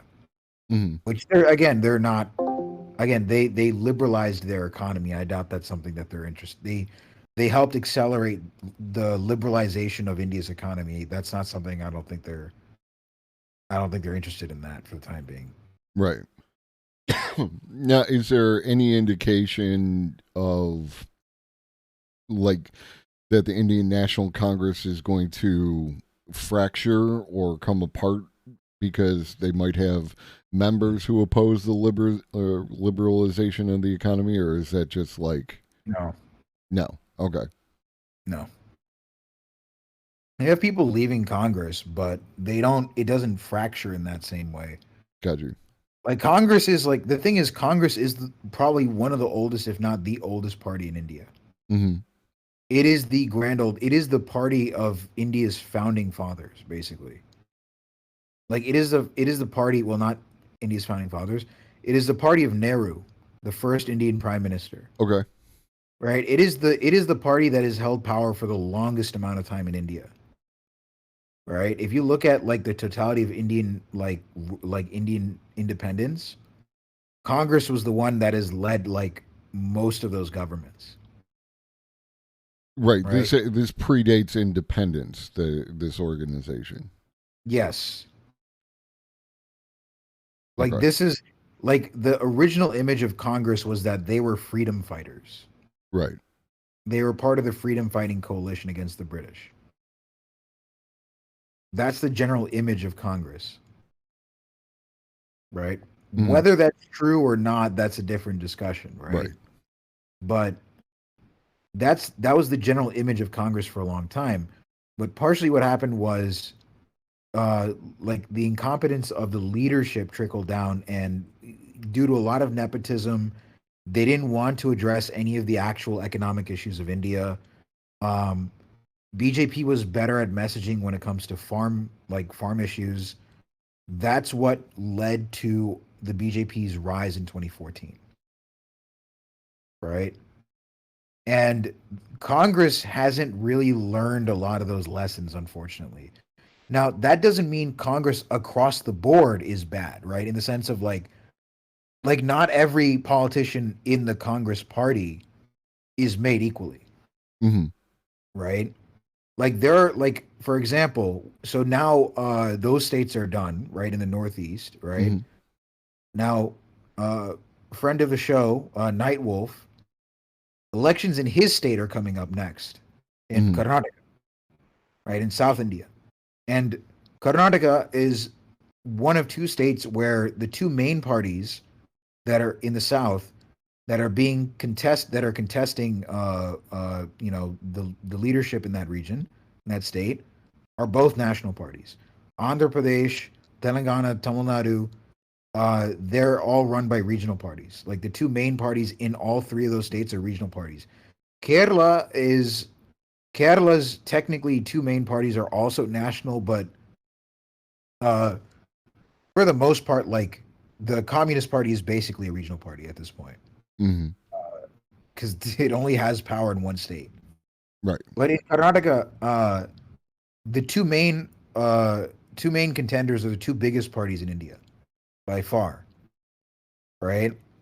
Now, the Congress leader there, Siddaramaiah, I'm like he can probably pull away with a win. Okay.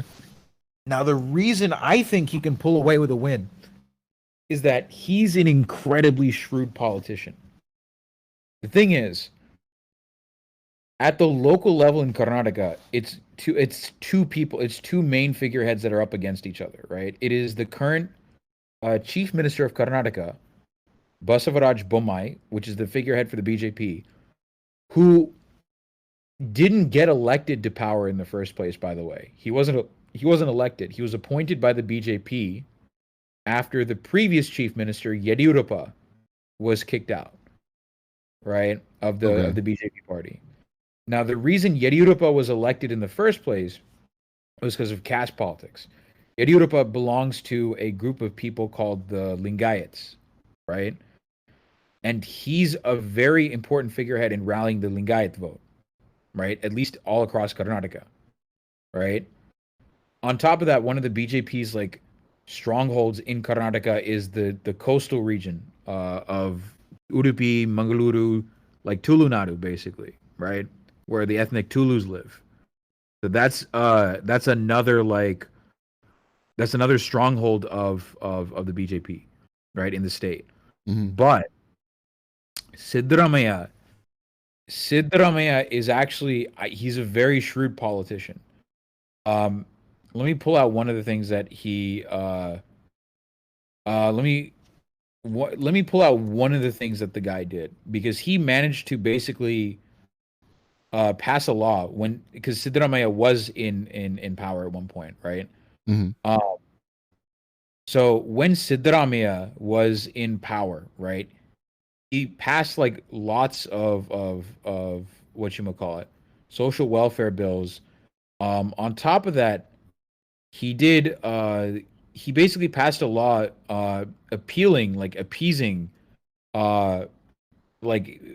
basically appealing to two different sets of people in Karnataka, right? One were so within the Lingayat sect, right?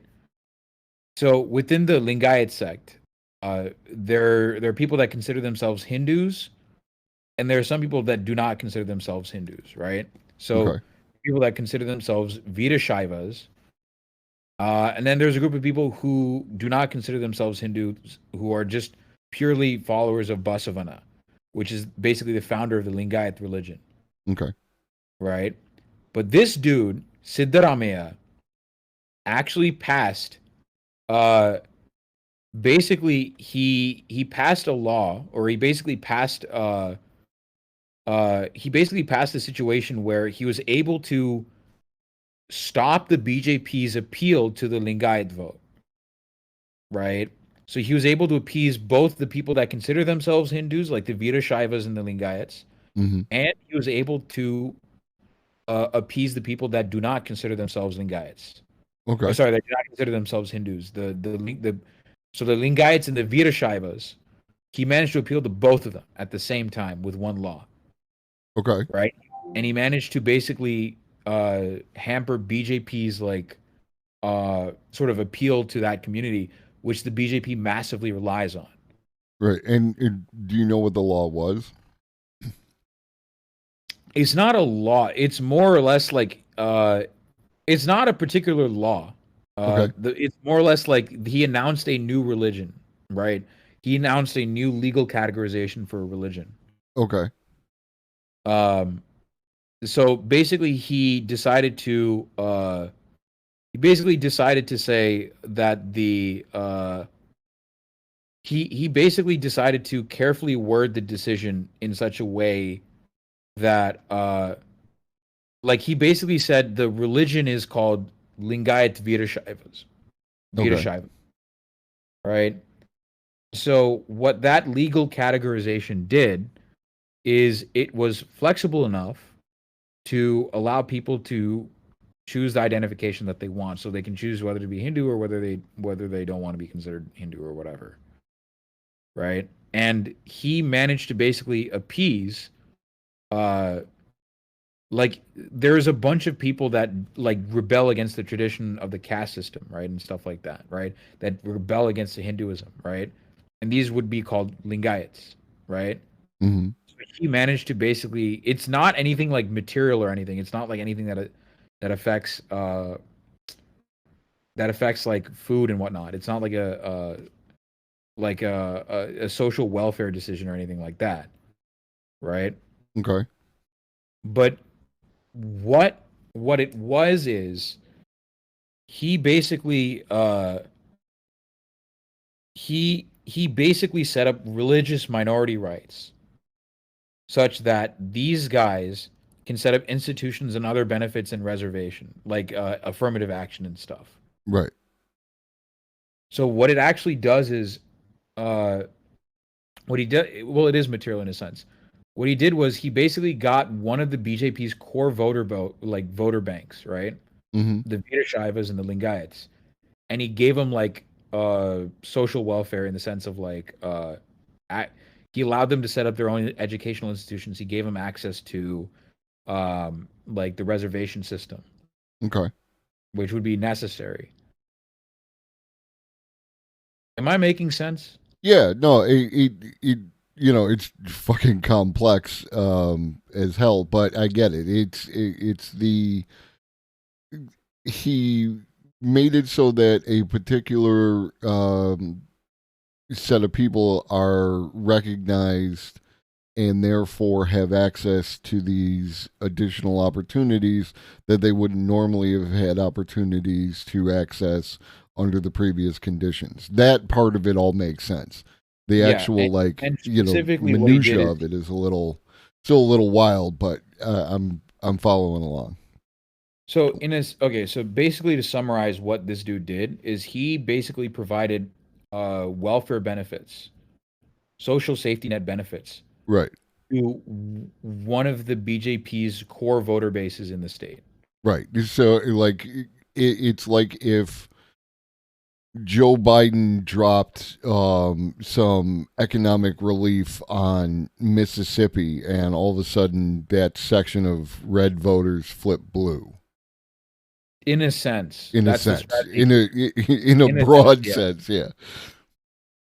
In a sense, yeah, that's probably a decent analogy for what happened here. So Siddaramaiah is who is the leader of the Congress party there, is a very shrewd politician. Mhm. So he's not like Rahul Gandhi in the sense of like he doesn't put his foot in his mouth all the time. He's an incredibly shrewd politician, which is why he has the ability to take.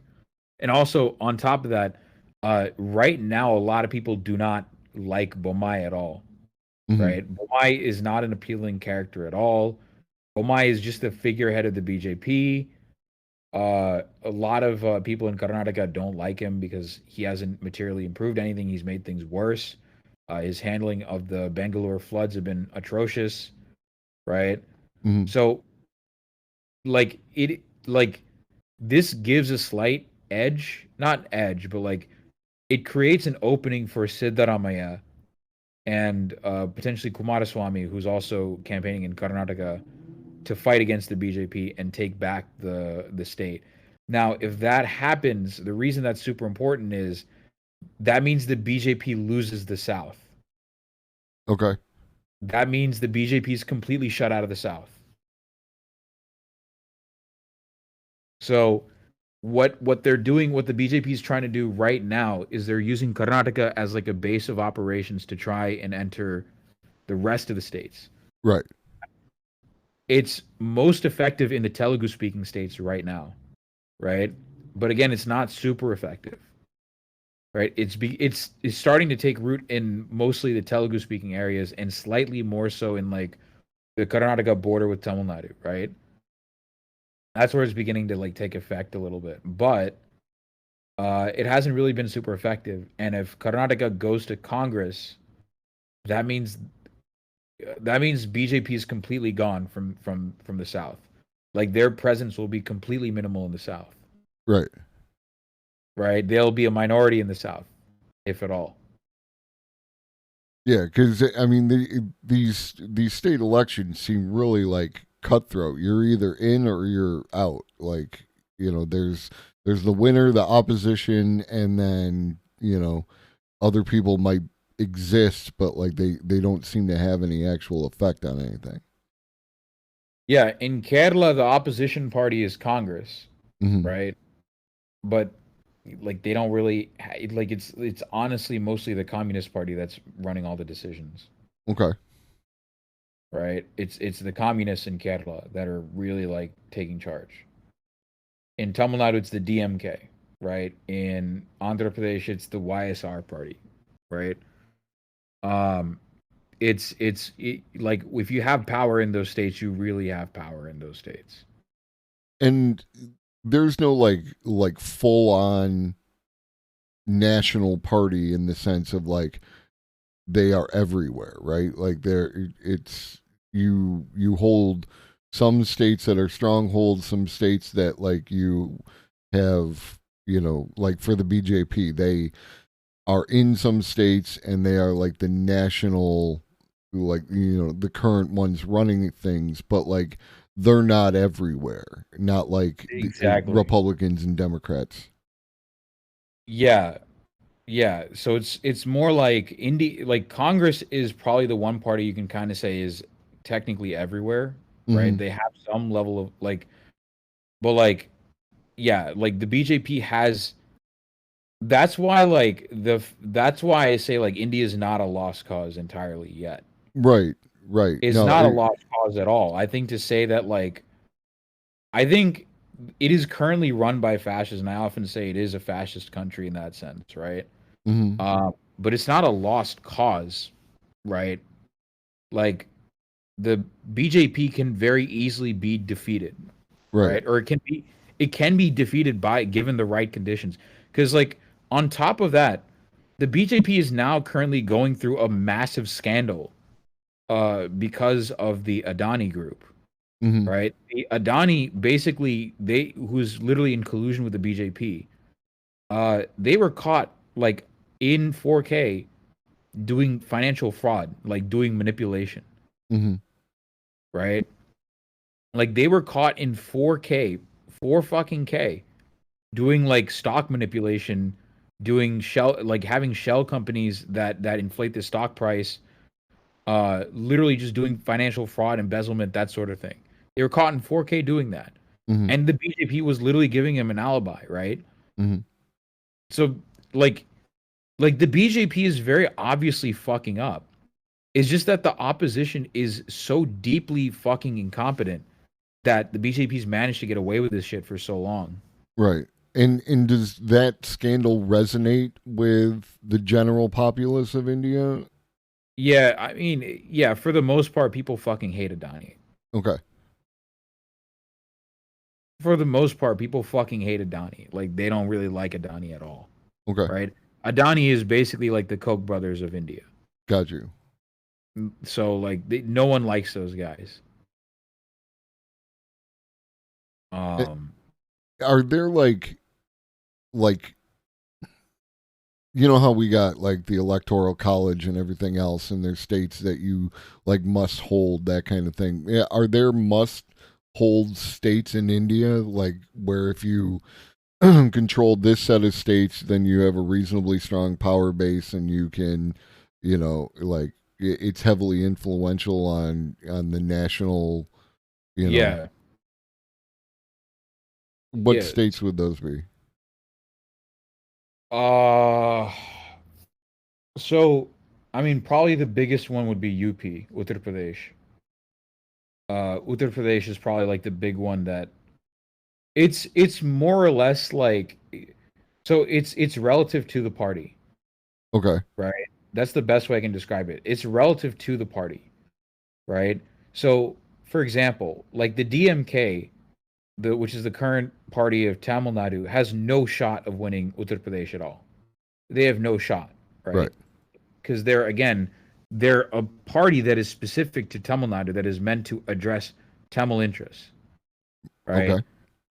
So they're not. I mean, if they start running in Uttar Pradesh and they start doing things in Hindi or whatever, and they're like, well, listen, we're gonna help you with this, we're gonna help you with that, and they ally themselves with the Samajwadi Party. If they wanted to do that, then I would probably maybe like if they wanted to become like a national party, then sure, right? Then you could say that.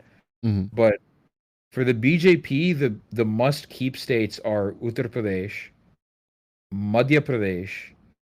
Actually, so the three main states that they have to hold, if they lose any of these states, it's over. It's GG, right?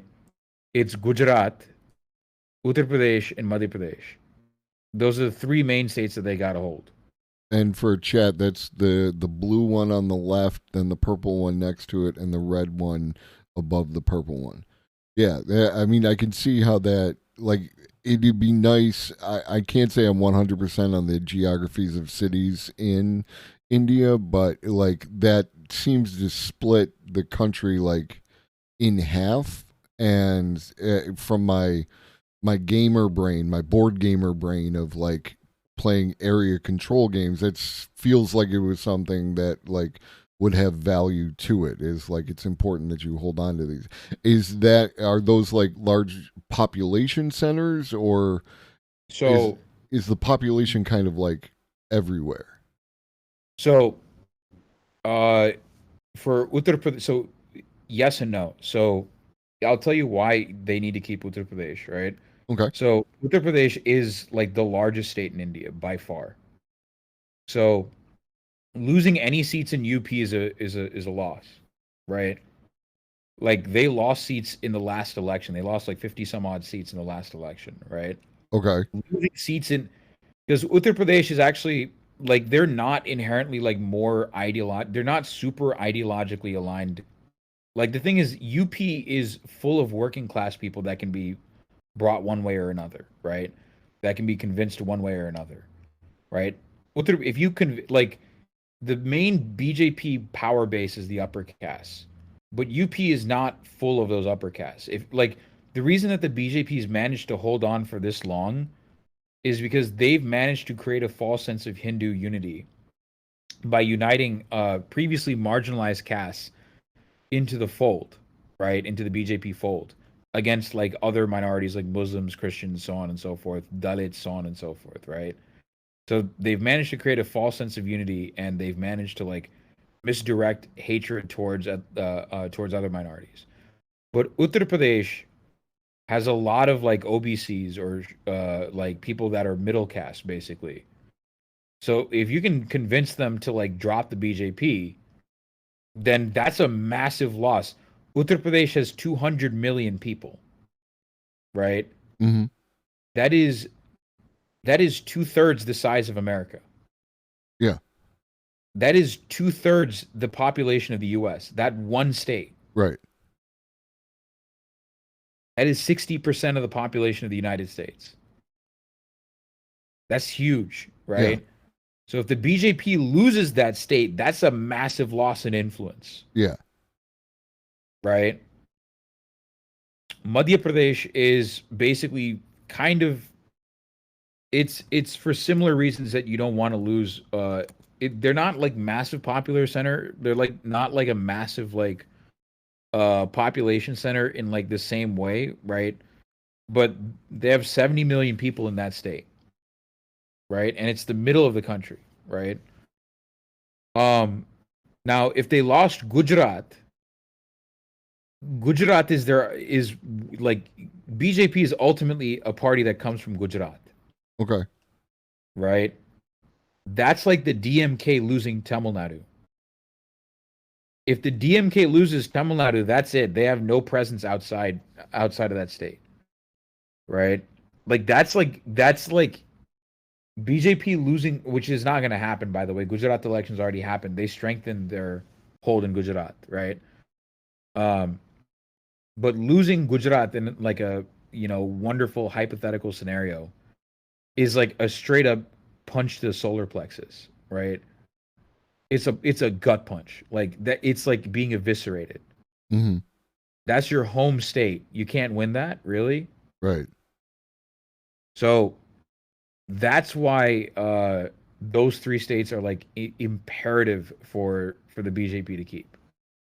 The Northeast, because like if you basically take care of those three, if you route the BJP from those states, then their influence in the Northeast is probably going to dwindle as well, because the Northeast confidence in the BJP being a strong state, like being a strong party, is going to dwindle. Right? Because the reason they voted for BJP is they want a party with a strong national presence. And if that happens to be Congress, they're going to vote for Congress.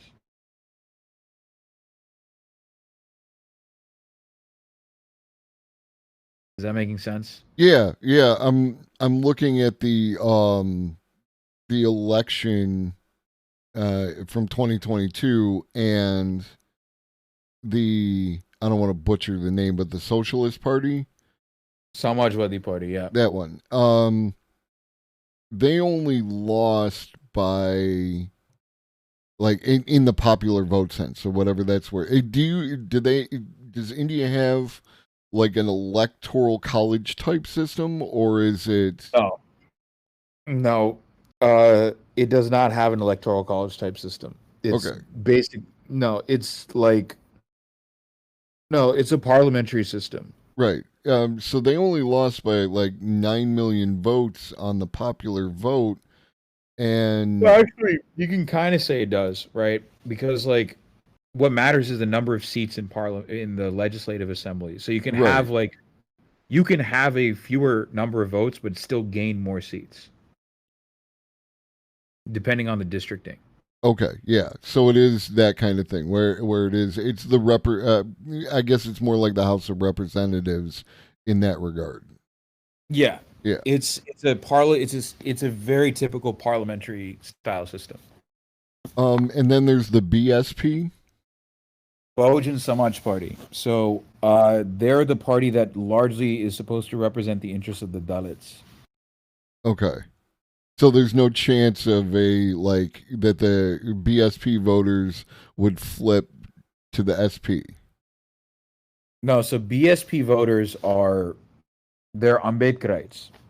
So BSP voters are largely going to be Ambedkarites, and they're very loyal to Ambedkarite parties, Okay. generally speaking. Ambedkarites are like their main issue is get rid of the caste system, get rid of caste, get rid of caste, get rid of caste. Okay. Right? Yeah.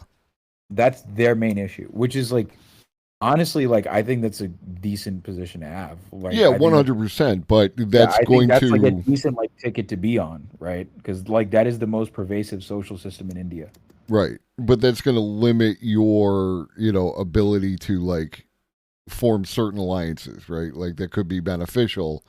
And I'm not saying that they should. I'm just saying that like So there's a party that is basically the BSP, but in my home state, Mhm. and it's called the VCK, Mhm. right? So these guys used to be the VCK used to be called the Dalit Panthers Party. Okay. Yeah, they used to it used to be called the Liberation. Now it's called the Liberation Panther Party.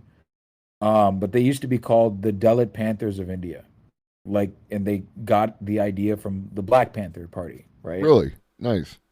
Yeah. And the Black Panther, like former Black Panthers, actually went to India to visit these guys. Cool. So yeah, that's why like VCK is probably like if I had to pick one political party, it's these guys, right? Like I like these guys the most by far. Right. Right? They're probably the most ideologically consistent though thus far.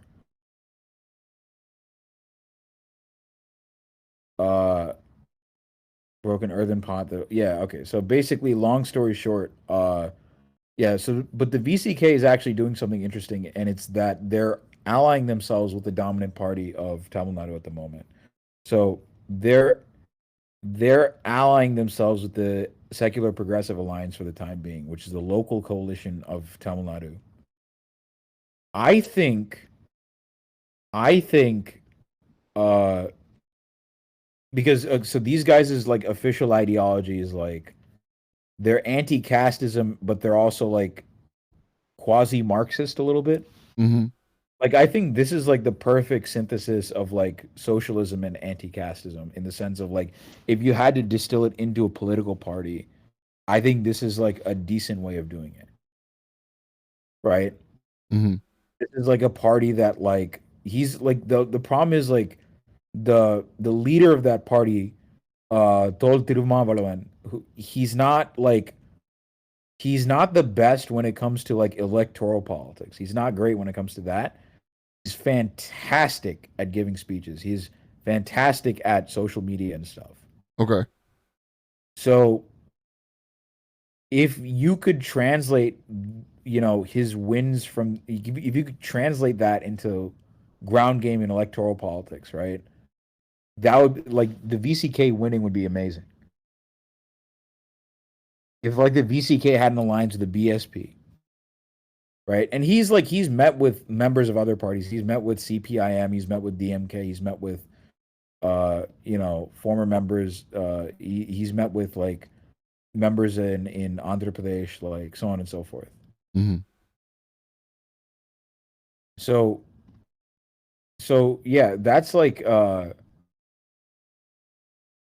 that's like the fact that the VCK might be winning is sorry, like if the VCK had a chance to win, that'd be great. Sorry about that. No problem.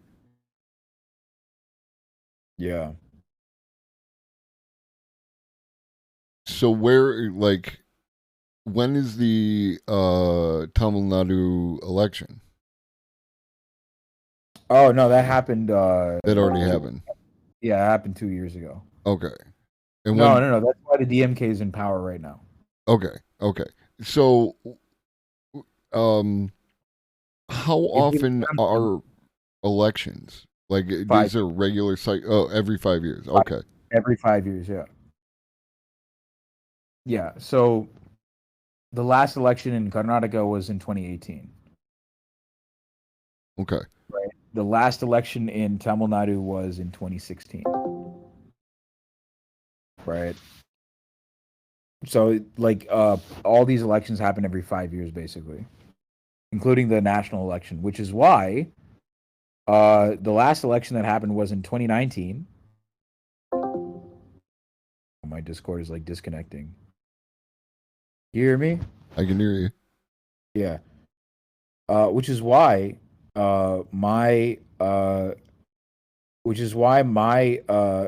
Indian election is actually coinciding with the US election in 2024. Okay. Did is there like, does that have influence in India? Like the, American election? yeah, like do they care like that? Like, this is our friend in America, and any Indian American should vote for this guy, kind of thing, or is that just not a thing?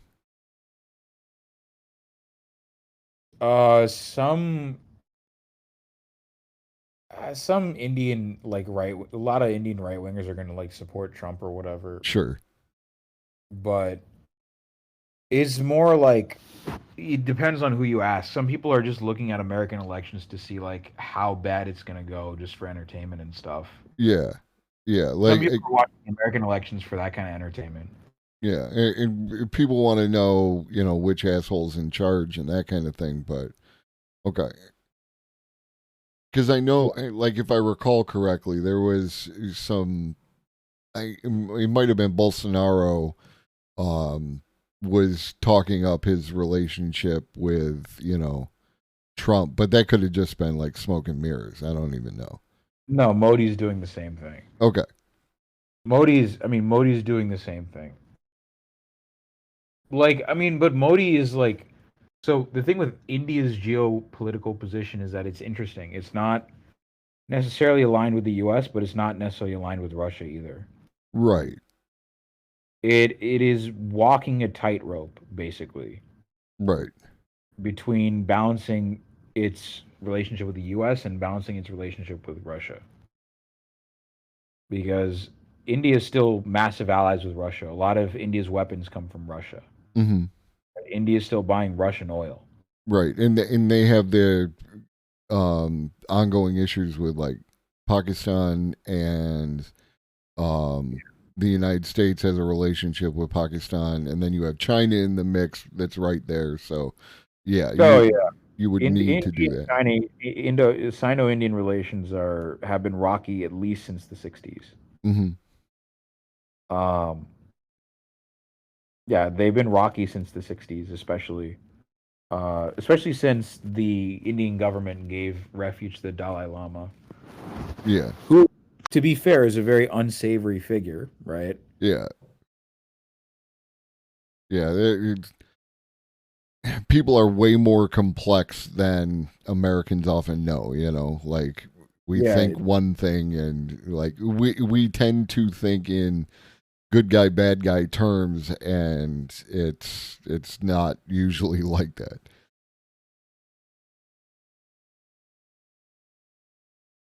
Yeah, it's even leftists in America that have even leftists in America that have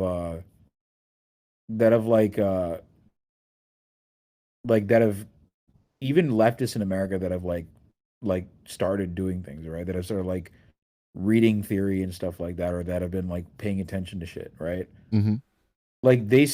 They haven't broken that binary of this country is good, this country is bad. Right. They haven't gotten rid of that entirely yet. Right. So instead of just thinking that, America's a good guy and this country is, whatever country America happens to be pointing its, guns at is the bad guy. Now they think, okay, well, whatever country happens to be pointing its guns at America is the good guy and America is the bad guy. Right. Which they're half right. Right. It's just, it's an oversimplistic way to view international politics. They are never that simple, because the issues that India has with China, a lot of that has to do with border disputes, right? Control of resources, things like that. That is going to occur between neighbors Yeah. The United States just happens to have strong, stable borders with clear demarcations with its neighbors. Otherwise, we could find ourselves in the same shit with Mexico, which we did, like, back in the day. And people forget that at one time we fought Canada, like, we just happen to have stabilized those relationships, over time. And, we're kind of we are the big dog when it comes to military power.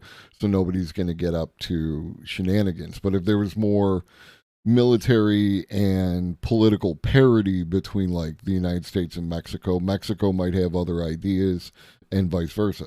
So, I mean, that is the nature of international politics. Yeah, it's the thing is, like, China didn't originally dispute that territory. But it wasn't. But after India decided to, because relations were originally, like, supposed to work, right?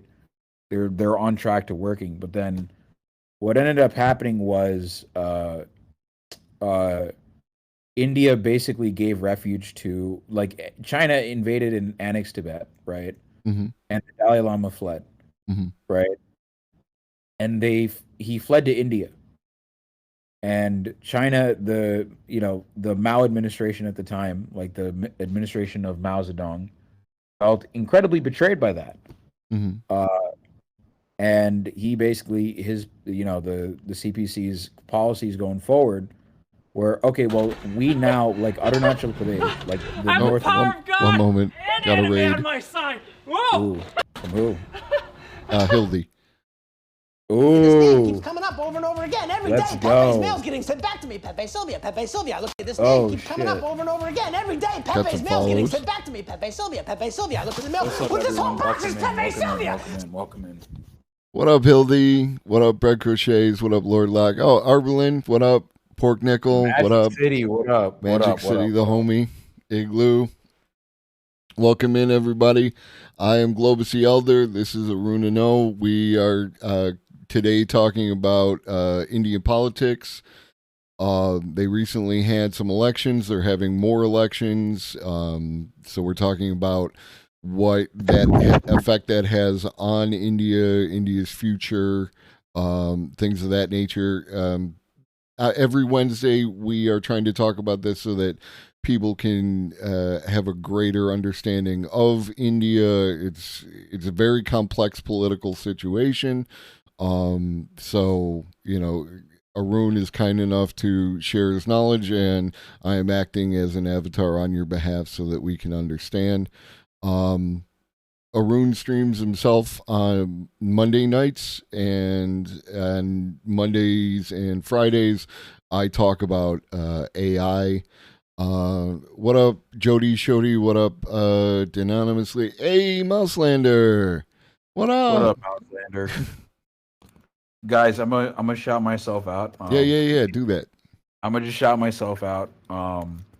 If you guys want to learn more about this Indian, like, if you want to learn more about India, Sri Lanka, Pakistan, Nepal, Bangladesh, South Asian politics in general, like, come by, watch my stream. And yeah, I'm more than happy to talk about this, because that's usually what I talk about.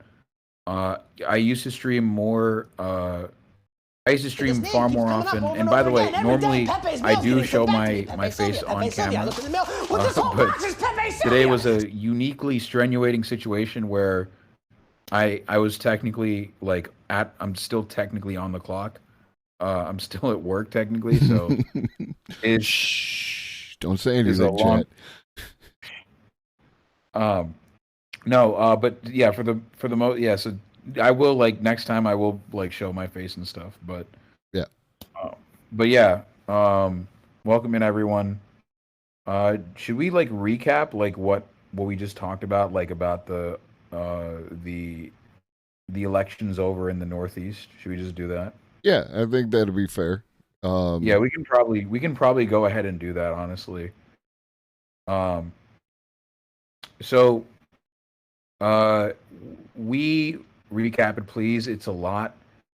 Okay. So Globus has a map of India basically pulled up. It's not the latest map of India because there are some things that are like Jammu and Kashmir is still like one thing, Andhra is still one thing, right? But it's a decent enough like map.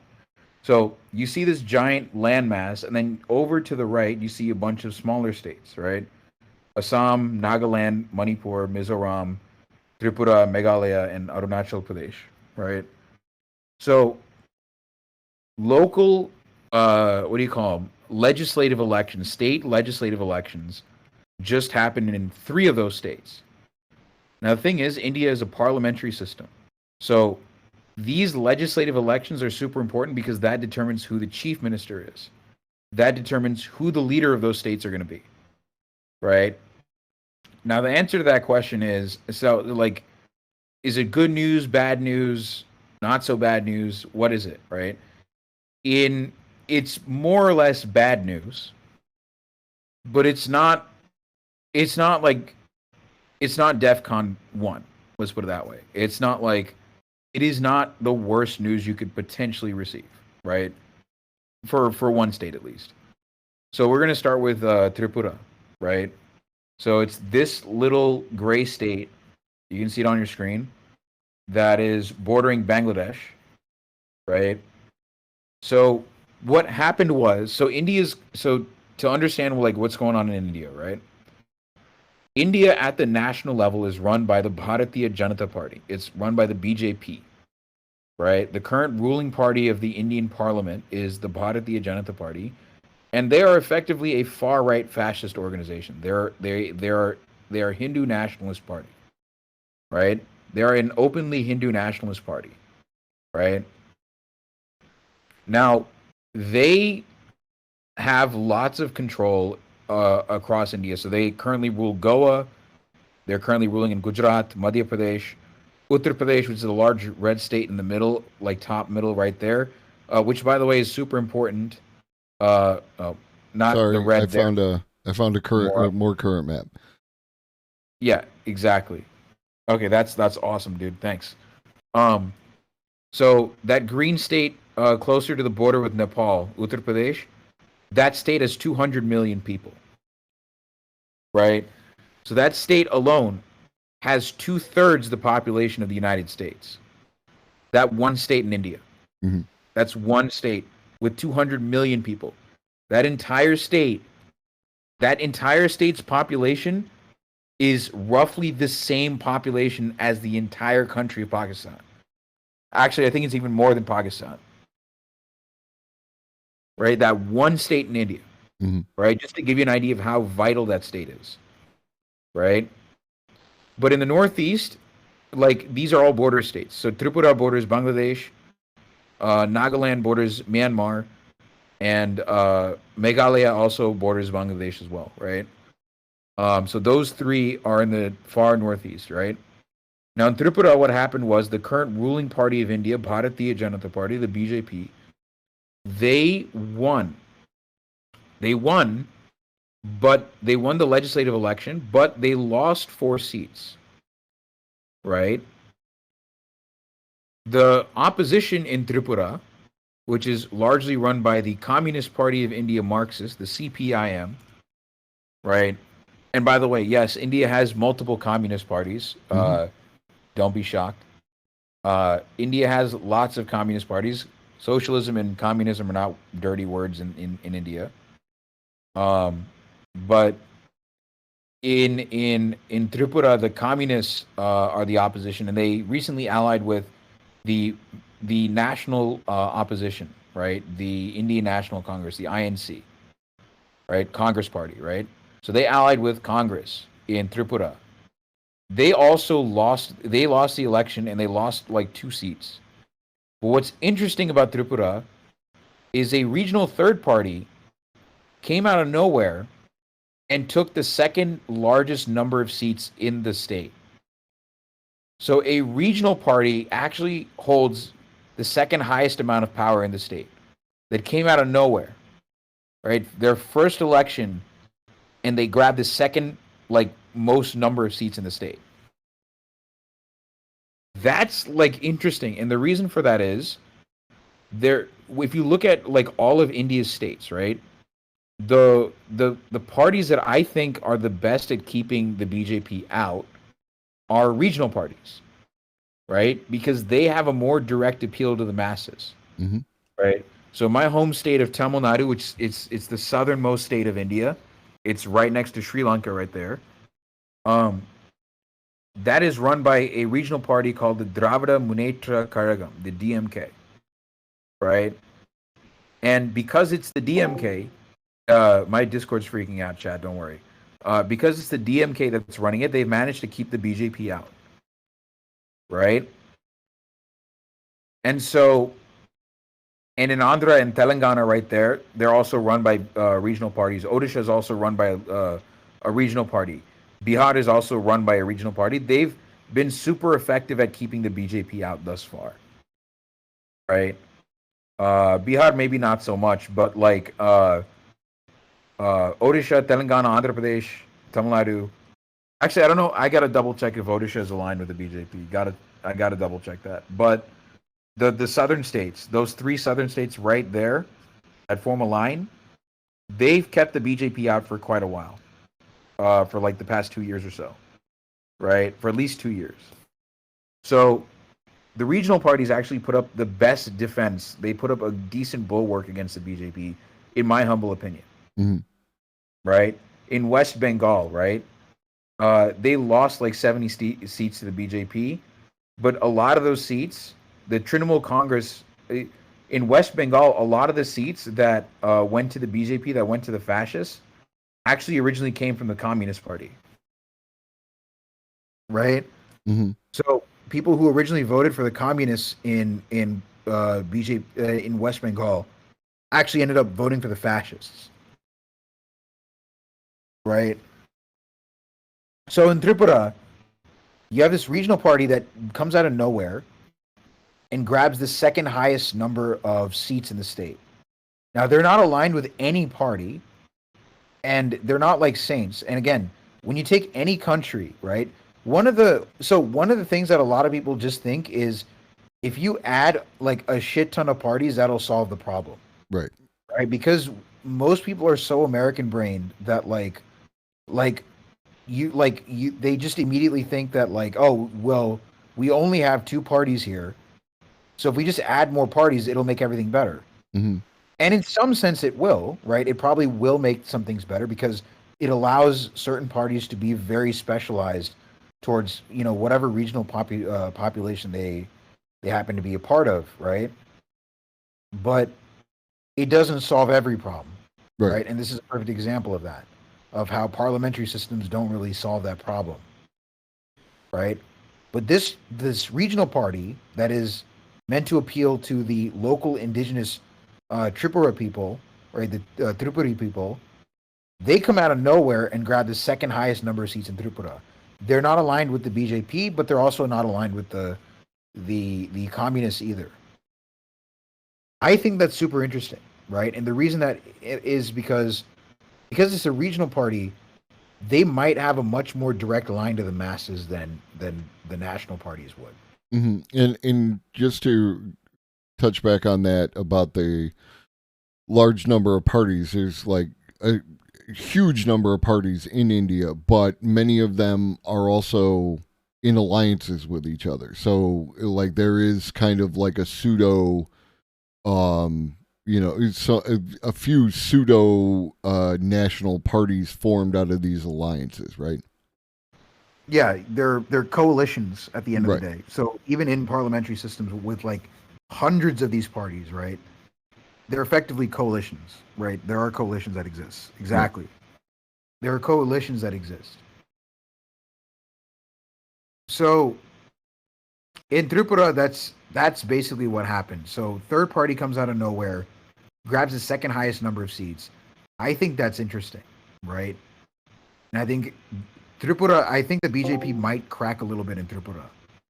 In Nagaland, what happened was the BJP coalition there is basically dominating, right? They completely swept. And most of the parties in Nagaland are basically going to align themselves with the BJP. So there's basically damn near no opposition in Nagaland. right? And in Meghalaya, the current BJP-led coalition won again. Now, you're probably thinking, oh, the fascists just won 3 states, doom and gloom time, despair time. The thing is, the fascists don't run every state, right? They don't run every state. And because they don't run every state, they can be defeated. Mm-hmm. Right? Because they don't have like an overall like grip on every state. They can be defeated. And the next state that is like vital, by the way. So I said there were 3 states that were vital, right? Gujarat, Madhya Pradesh, and Uttar Pradesh, right? There's actually a 4th state that's vital for the BJP. Right? Like if they lose this state, that means they're beginning to crack. Right? And that's Karnataka. It's in the south. Right? If the BJP loses this state, they're beginning to crack. Right? It's a sign that, oh, the next 6 years are not going to look good for the BJP. Right? The elections are going to happen next year, and I think the BJP is still going to win in 2024. But 2029 is a different story. Mm-hmm. So I think the BJP is beginning to crack. And we talked about why I think the opposition in Karnataka, Congress, might actually win. And it's because the leader of the Congress party in that state is a very shrewd politician. He's an incredibly shrewd politician. Managed to directly appeal to the BJP's core voter base in that state with one bill, with like basically assigning welfare to a particular caste in that, like one of the BJP's like caste voter bases. So dude is incredibly smart. He's a very shrewd politician. And he can very easily win back Karnataka. Right? So long as like the BJP doesn't try and like, the thing with Karnataka though you have to watch out for is that the BJP literally stole the election there. Mm-hmm. Like straight up bribery, like they bribed like MLAs to switch to the BJP at the last minute. So basically like Congress had originally won, but then because people switched parties to the BJP, there was an election crisis and then the BJP took power. Mm-hmm. So now, but the thing with the BJP in Karnataka is that the current leader wasn't elected by the people directly, right? The current leader of Karnataka, Basavaraj Bommai, was appointed by the BJP. And he's very unlikable. He's not a likable candidate for the BJP at all in Karnataka, whereas Siddaramaiah is a very popular candidate in BJP. The one dude that the BJP tried to control, B.S. Yediyurappa, they basically kicked him out of the leadership position in BJP, so he's no longer there. So Bommai is supposed to rally the Lingayat votes in Karnataka, but he can't even do that. So that's why Siddaramaiah might actually come in and like actually clean house in Karnataka. And if he does that, the one state that the BJP controls in South India is gone. They're completely shut out of the South. Mm-hmm. And in Uttar Pradesh, they lost like 50 seats. They lost like 50 to 60 seats in that state. And that's vital, right? That's vital for that. Like that's, if you're the BJP, you want to strengthen your hold in Uttar Pradesh, not lose seats. And they lost seats in UP. And that's not a good sign for them either. Right? They strengthened their lead in Gujarat, but like if they lost any seats in Gujarat, that would be a problem for them. That's their home state. That'd be a massive problem for them.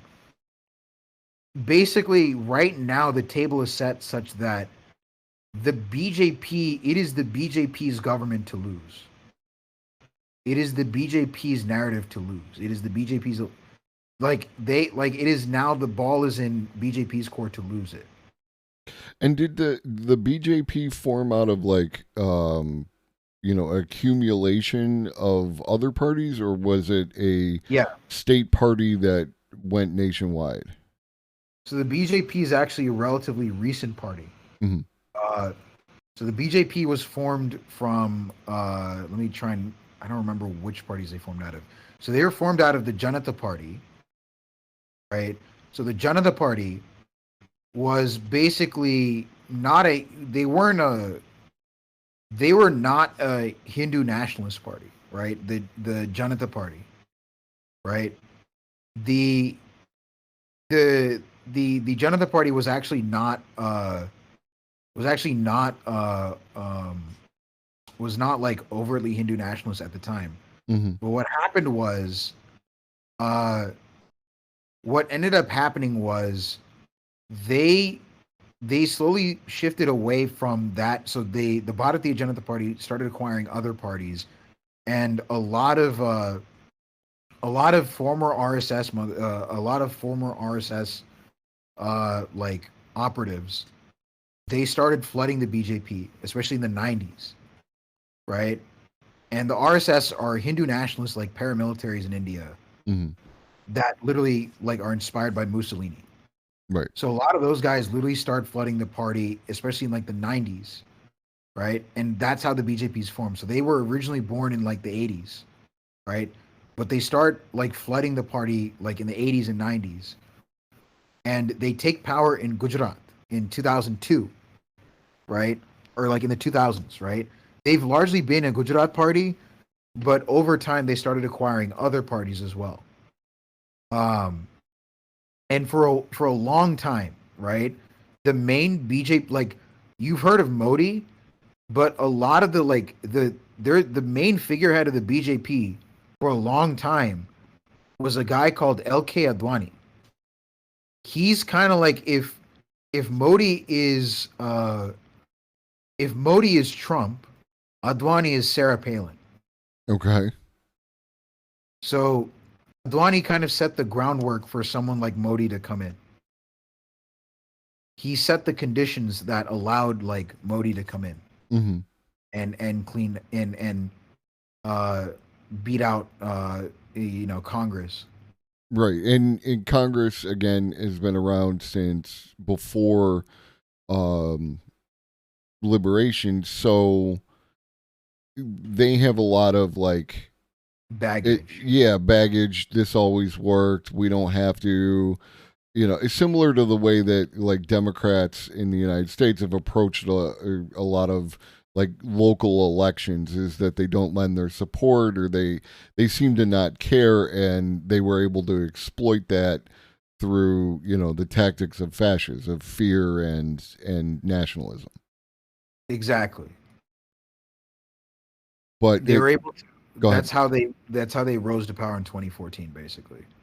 And the problem inherent in that fascist type tactic is that eventually you get to the point where you have to deliver on the promises, and like you said, the cracks are beginning to show. There's the scandal, which you said is resonating with some people. And also, like, at this point, if they took power in 2014, it's been 9 years. The life, the life of the average Indian person should be improving. And if it's not, you're going to hold whoever's in charge accountable for that, right? Yeah, exactly. The Gujarat is probably like the one exception to that rule. For whatever reason, like it is like a Gujarat party, right? Which is why like Gujarat did see a decent amount of increases in the BJP's rule, right? Because of the BJP, because the BJP largely ran India for the benefit of Gujarat. Okay. So Gujarat that's one of the reasons that they elected BJP again, right? So that's basically like, so again, like it's like you said, right? The cracks are beginning to show in India at the moment. The BJP handling of COVID was also absolutely, god awful. It was atrocious. What happened was, they had zero restrictions for a while.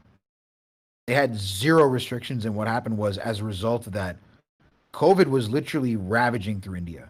Right. Like people were getting like black fungus infections in India because of how incompetent the BJP was, and because of they literally let people die to do population reduction. Right. So that's the kind of like callousness and evil that we're talking about here.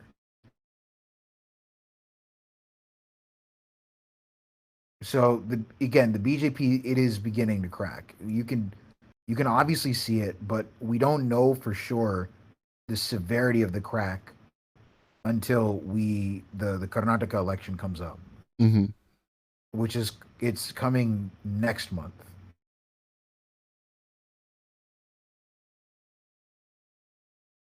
And that's this rolling election system that they have is very. It's interesting to me because like it,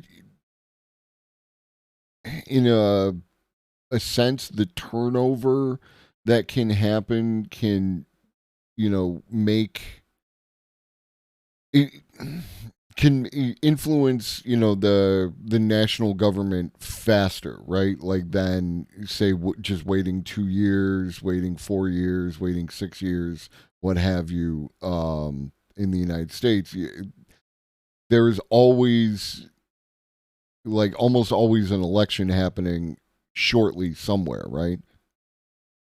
Yeah, usually that's how it works. Like the thing is, like, so not every state is going to run its elections like you'll have election like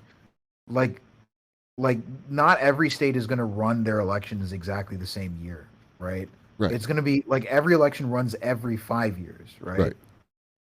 But it's not going to be like every state is going to do it, you know what I mean, in the same year. And it makes sense, right? Yeah. Like another thing about Indian elections that India does far better than the United States is that there isn't like one particular day for elections. Depending on how big the state is, it can happen over a month. Okay. Like they roll out elections in phases. Mm-hmm. Right? There'll be phase 1, phase 2, phase 3, phase 4. Right? That sort of thing. They'll run the election in different phases in which people can actually go and vote. Yeah, I'm looking at the Uttar Pradesh election, and they had 7 phases, running from like the date of the polls. We'll go with February 10th, 2022, all the way to the 7th of March, 2022. And then they counted all the votes at the end, so it's not like even that first phase had any influence on the other ones. Yep.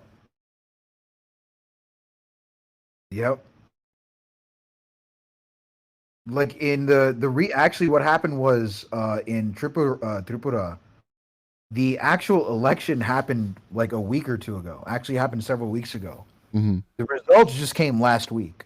Mm-hmm.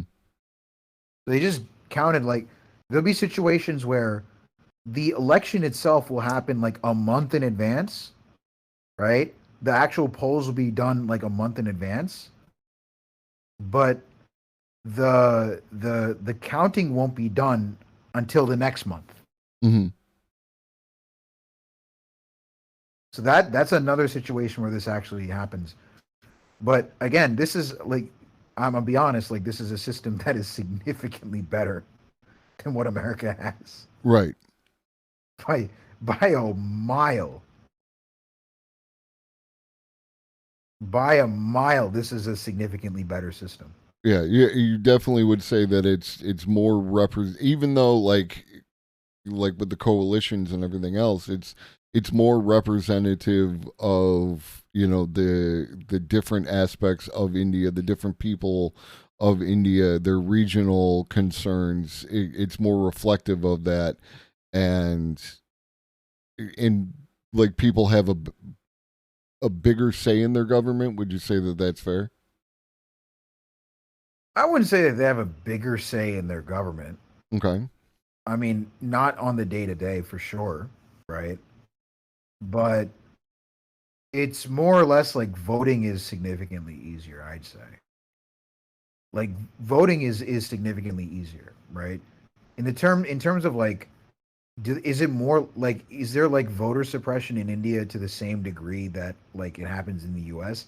Does that kind of voter suppression happen? Not really. Mm-hmm. There is voter suppression, but it's usually like straight up violence, right? Okay. Like the kind of voter suppression that happens in India is like like goons from one party will literally just like attack members of another party.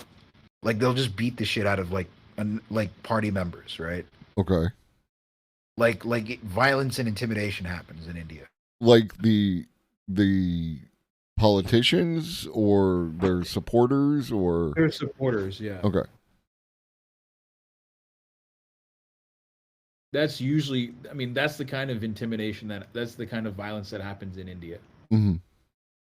And is it like, I don't want to downplay political violence, but is it election changing or just election influencing? It's not even election. Yeah, it's election influencing, I would say. It's more like it doesn't change all that much. Okay. Yeah. So the next election is next month in Karnataka. Where are we going after that? I don't know. That's the big one. That's the big one for this year. Right. Let me double check this. I actually haven't caught up with that either, but I know the next one is Karnataka. That's the huge one. After Karnataka, it is going to be Chhattisgarh. Next one is Chhattisgarh, Madhya Pradesh, then Mizoram, then Rajasthan, and then Telangana. Okay. And do the state elections seem to influence the next state elections, or is it just like it's pretty much just whatever that state does, and then you move on to the next one, and that state does its own thing as well? If the major players in the state elections are national parties, then it can have an influence. Okay. But if the major players in the state election are like regional parties, then probably not. So in Karnataka, like it may have an influence in like it may or may not have an influence in Madhya Pradesh, or Chhattisgarh, or Rajasthan. It may, but we don't know for sure. It's very likely that it won't, but it's still important nonetheless. Yeah. And then in 2024, it is the general election. And at this point in time, standing where we're at, you feel like that's still going to be Modi? Yeah. Modi's still going to take it. Okay. Like, again, the opposition in the country is not strong enough to fight Modi. It just isn't. Like, I'm telling you right now, they cannot do it. Like, this, like, they might be able to do it in, like, another 6 years, in 2029, but they're not going to be able to do it now. They're not going to be able to do it next year, unless, like, an absolute miracle happens. Unless an absolute miracle happens and like Mallikarjun Kharge runs against Modi, for example. Unless that dude runs against Modi, for example, unless he runs against Modi and he manages to get a lot of charisma, then like again, Modi's likely going to take it next year. And who is that you just mentioned? Mallikarjun Kharge is the president of the Congress Party now. Okay. Now, the reason that's important is he is Congress's first Dalit leader. Right. Okay. But he's also like a fairly he's also like a very established politician too, right? So the thing with him is that like he may be able to pose an opposition to Modi, but that depends on how well Congress in general conducts themselves. Like Rahul Gandhi is still like the head of the Congress, or is still the face of the Congress Party, but he's such an incompetent buffoon. Like he puts his foot in his mouth all the time. Like there'll be times where he just talks about like ego death, just out of the blue. Okay. Like he he'll have like I'm 14 and this is deep, like political thoughts, like. Got you. Because he does sometimes act like a 14-year-old. He acts like he is a nepo baby. You know what I mean? Right.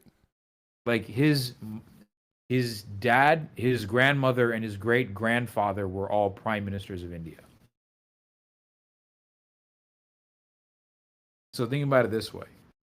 Think about if Bill Clinton, his daughter Chelsea Clinton's son, and then Chelsea Clinton's were all presidents of the United States, and now Chelsea Clinton's grandson is trying to be the president of the U.S.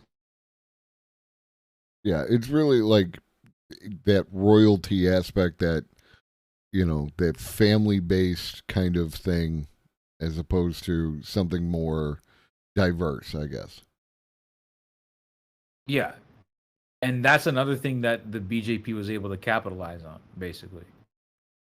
They were able to use the talking point of like, yeah, these guys are nepos, like, right? Doing, like, we're not nepos. Yeah, he's been in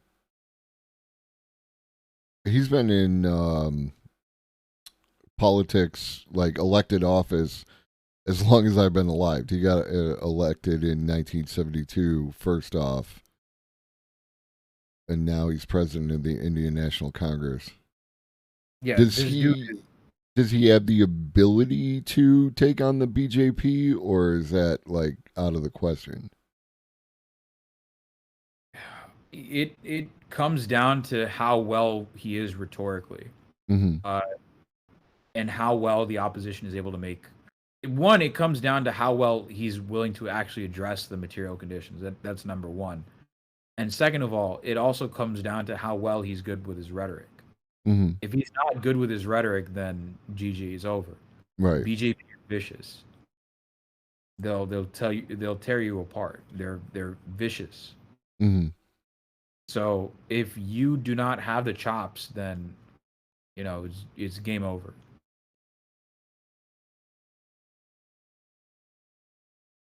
And to anyone in chat, like, if this is a lot, because it is a lot, I take anything that we talk about, I grab links for, I put it in the Discord. So if you want to review the information when you have more time and get a better understanding, I will have all that information for you shortly after the stream, just so that you're aware.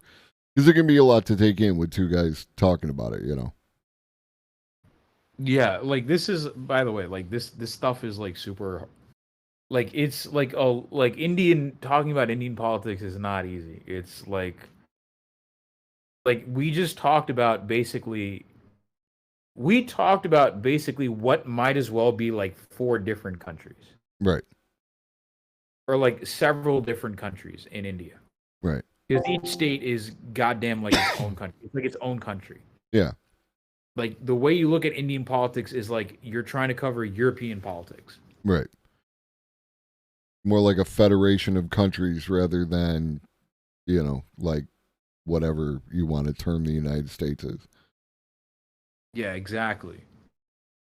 With America, there's a level of like uniformity and there's a level of like monotony is there, but like there's a level of like there's a level of lack of diversity in America that doesn't exist in India, because India was never really like multiple kingdoms have existed in India for centuries, if not millennia. But like India as a concept as we know it has never been united until recently. And even like the concept of India kind of arose as a counter to the British, right? Like that's where this existence comes from. Yeah. Oh yeah. So like Indian nationalism, like Indian civic nationalism originally arose as a counter to the British. So that's basically what Congress's party is. It's Indian civic nationalism. In much the same way that Democrats are American civic nationalists. Right.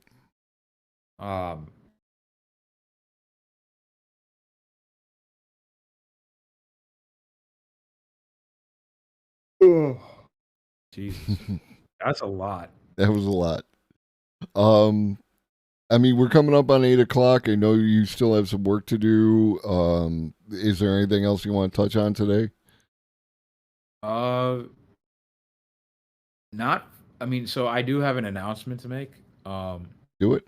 So on May 18th, of this year, I'll be doing a special commemoration stream for the victims of Mullivaikkal in Sri Lanka.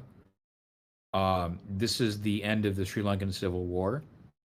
And basically what I'm going to be talking about that day is we're going to go through like what actually happened in Sri Lanka with regards to the oppression of its minorities in Sri Lanka. And we're going to be talking about that, and we're gonna have a panel of a bunch of people talking about from that country, talking about their experiences. The goal is to have we're working on inviting much larger streamers than me to the panel so that they can hear like what has been going on in Sri Lanka for a long time and why people should care about it, that sort of thing. But Sri Lanka is basically a fascist country. It's been like run by nationalists for quite a long time. Right. And we're gonna make it a point to commemorate the victims of that fashion. Yeah, that is it's important. It's important to not let it fade from the public consciousness. It's important to bring it into the public consciousness. Because to chat, if you are not aware of what happened there, again, there are links. There's a video available both in the Discord or on YouTube called Sri Lanka's Killing Fields. It is very serious. Trigger warning, content warning. It is very serious. But it's important, right? Like, we can't let these people just disappear, like, we have to do what we can, even if it's just remember them. Yeah. And it's a very depressing thing to look at, but if we don't talk about it, if we don't watch it, if we don't see what actually happened, then this isn't going to be spread or anything like that. Right? No one's going to talk about it, and we're back to square one on that island. We're back to a group of people that are going to continue to be disenfranchised by majority, by fascists, so it's important to talk about this, and I'm going to dedicate a whole day to talking about this stuff. All right, and we'll talk more about that as we get closer to it. And we'll be back here next week to talk more about India, Sri Lanka, South Asia. It's important stuff. We live on a world where we're part of a global community. So I hope you will join us. And I love talking to Arun, and next time you get to see his face. And he's shaved, but he'll probably have like some beard back. Yeah, it'll grow back. I haven't shaved in 18 months. But yeah, if you want to follow me, I'll be back I'll be streaming next Monday. Yeah. At 9:30 Eastern. I have switched to a weekly schedule because of personal things. But I will hopefully at some point I'll be able to make a proper comeback to Twitch. But for right now, I'm just like taking it easy. Like, my streaming schedule is I'm taking it much easier for the time being, but I will hopefully come back at some point. Mm-hmm. And you don't just talk about, politics. You talk about various aspects of the culture, things like that. We do like cultural exchanges. We do cultural exchanges. Sometimes we'll do movie reviews, that sort of thing. All right, my friend. I'm sure I will talk to you in between now and Monday. Take care of yourself, okay? Yep, for sure. We'll talk. All right. All right, man. Take it easy.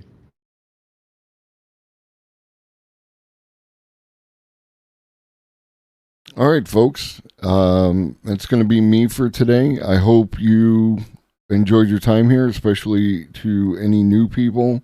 I hope you learned something. I know that Twitch is primarily an entertainment platform, but you can learn stuff, and I think it's valuable to do that. Let's see here. We are going to.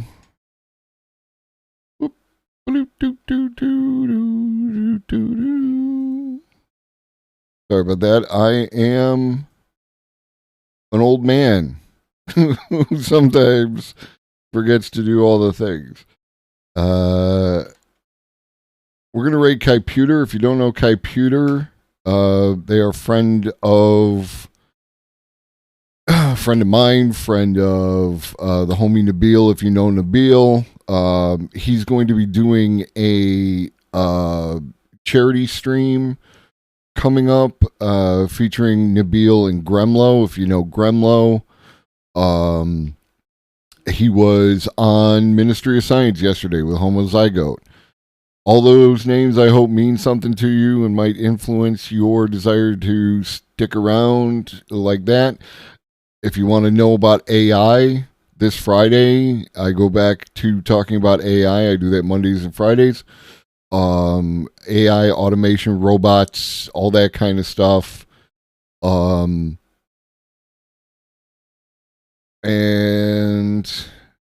I think that covers just about everything. So, hit that follow button, do all the things. And you notice there's no subscription goals or anything, and I only have the commercials at the beginning. Gremlo was somewhere. I found you. Gremlo was somewhere. I found you there in Twitter. Sorry, I'm not fully getting it. Gremlo is going to be part of a charity stream with Nabil and Kaiputer, if that's what you're referring to. And hi Chase Eddie.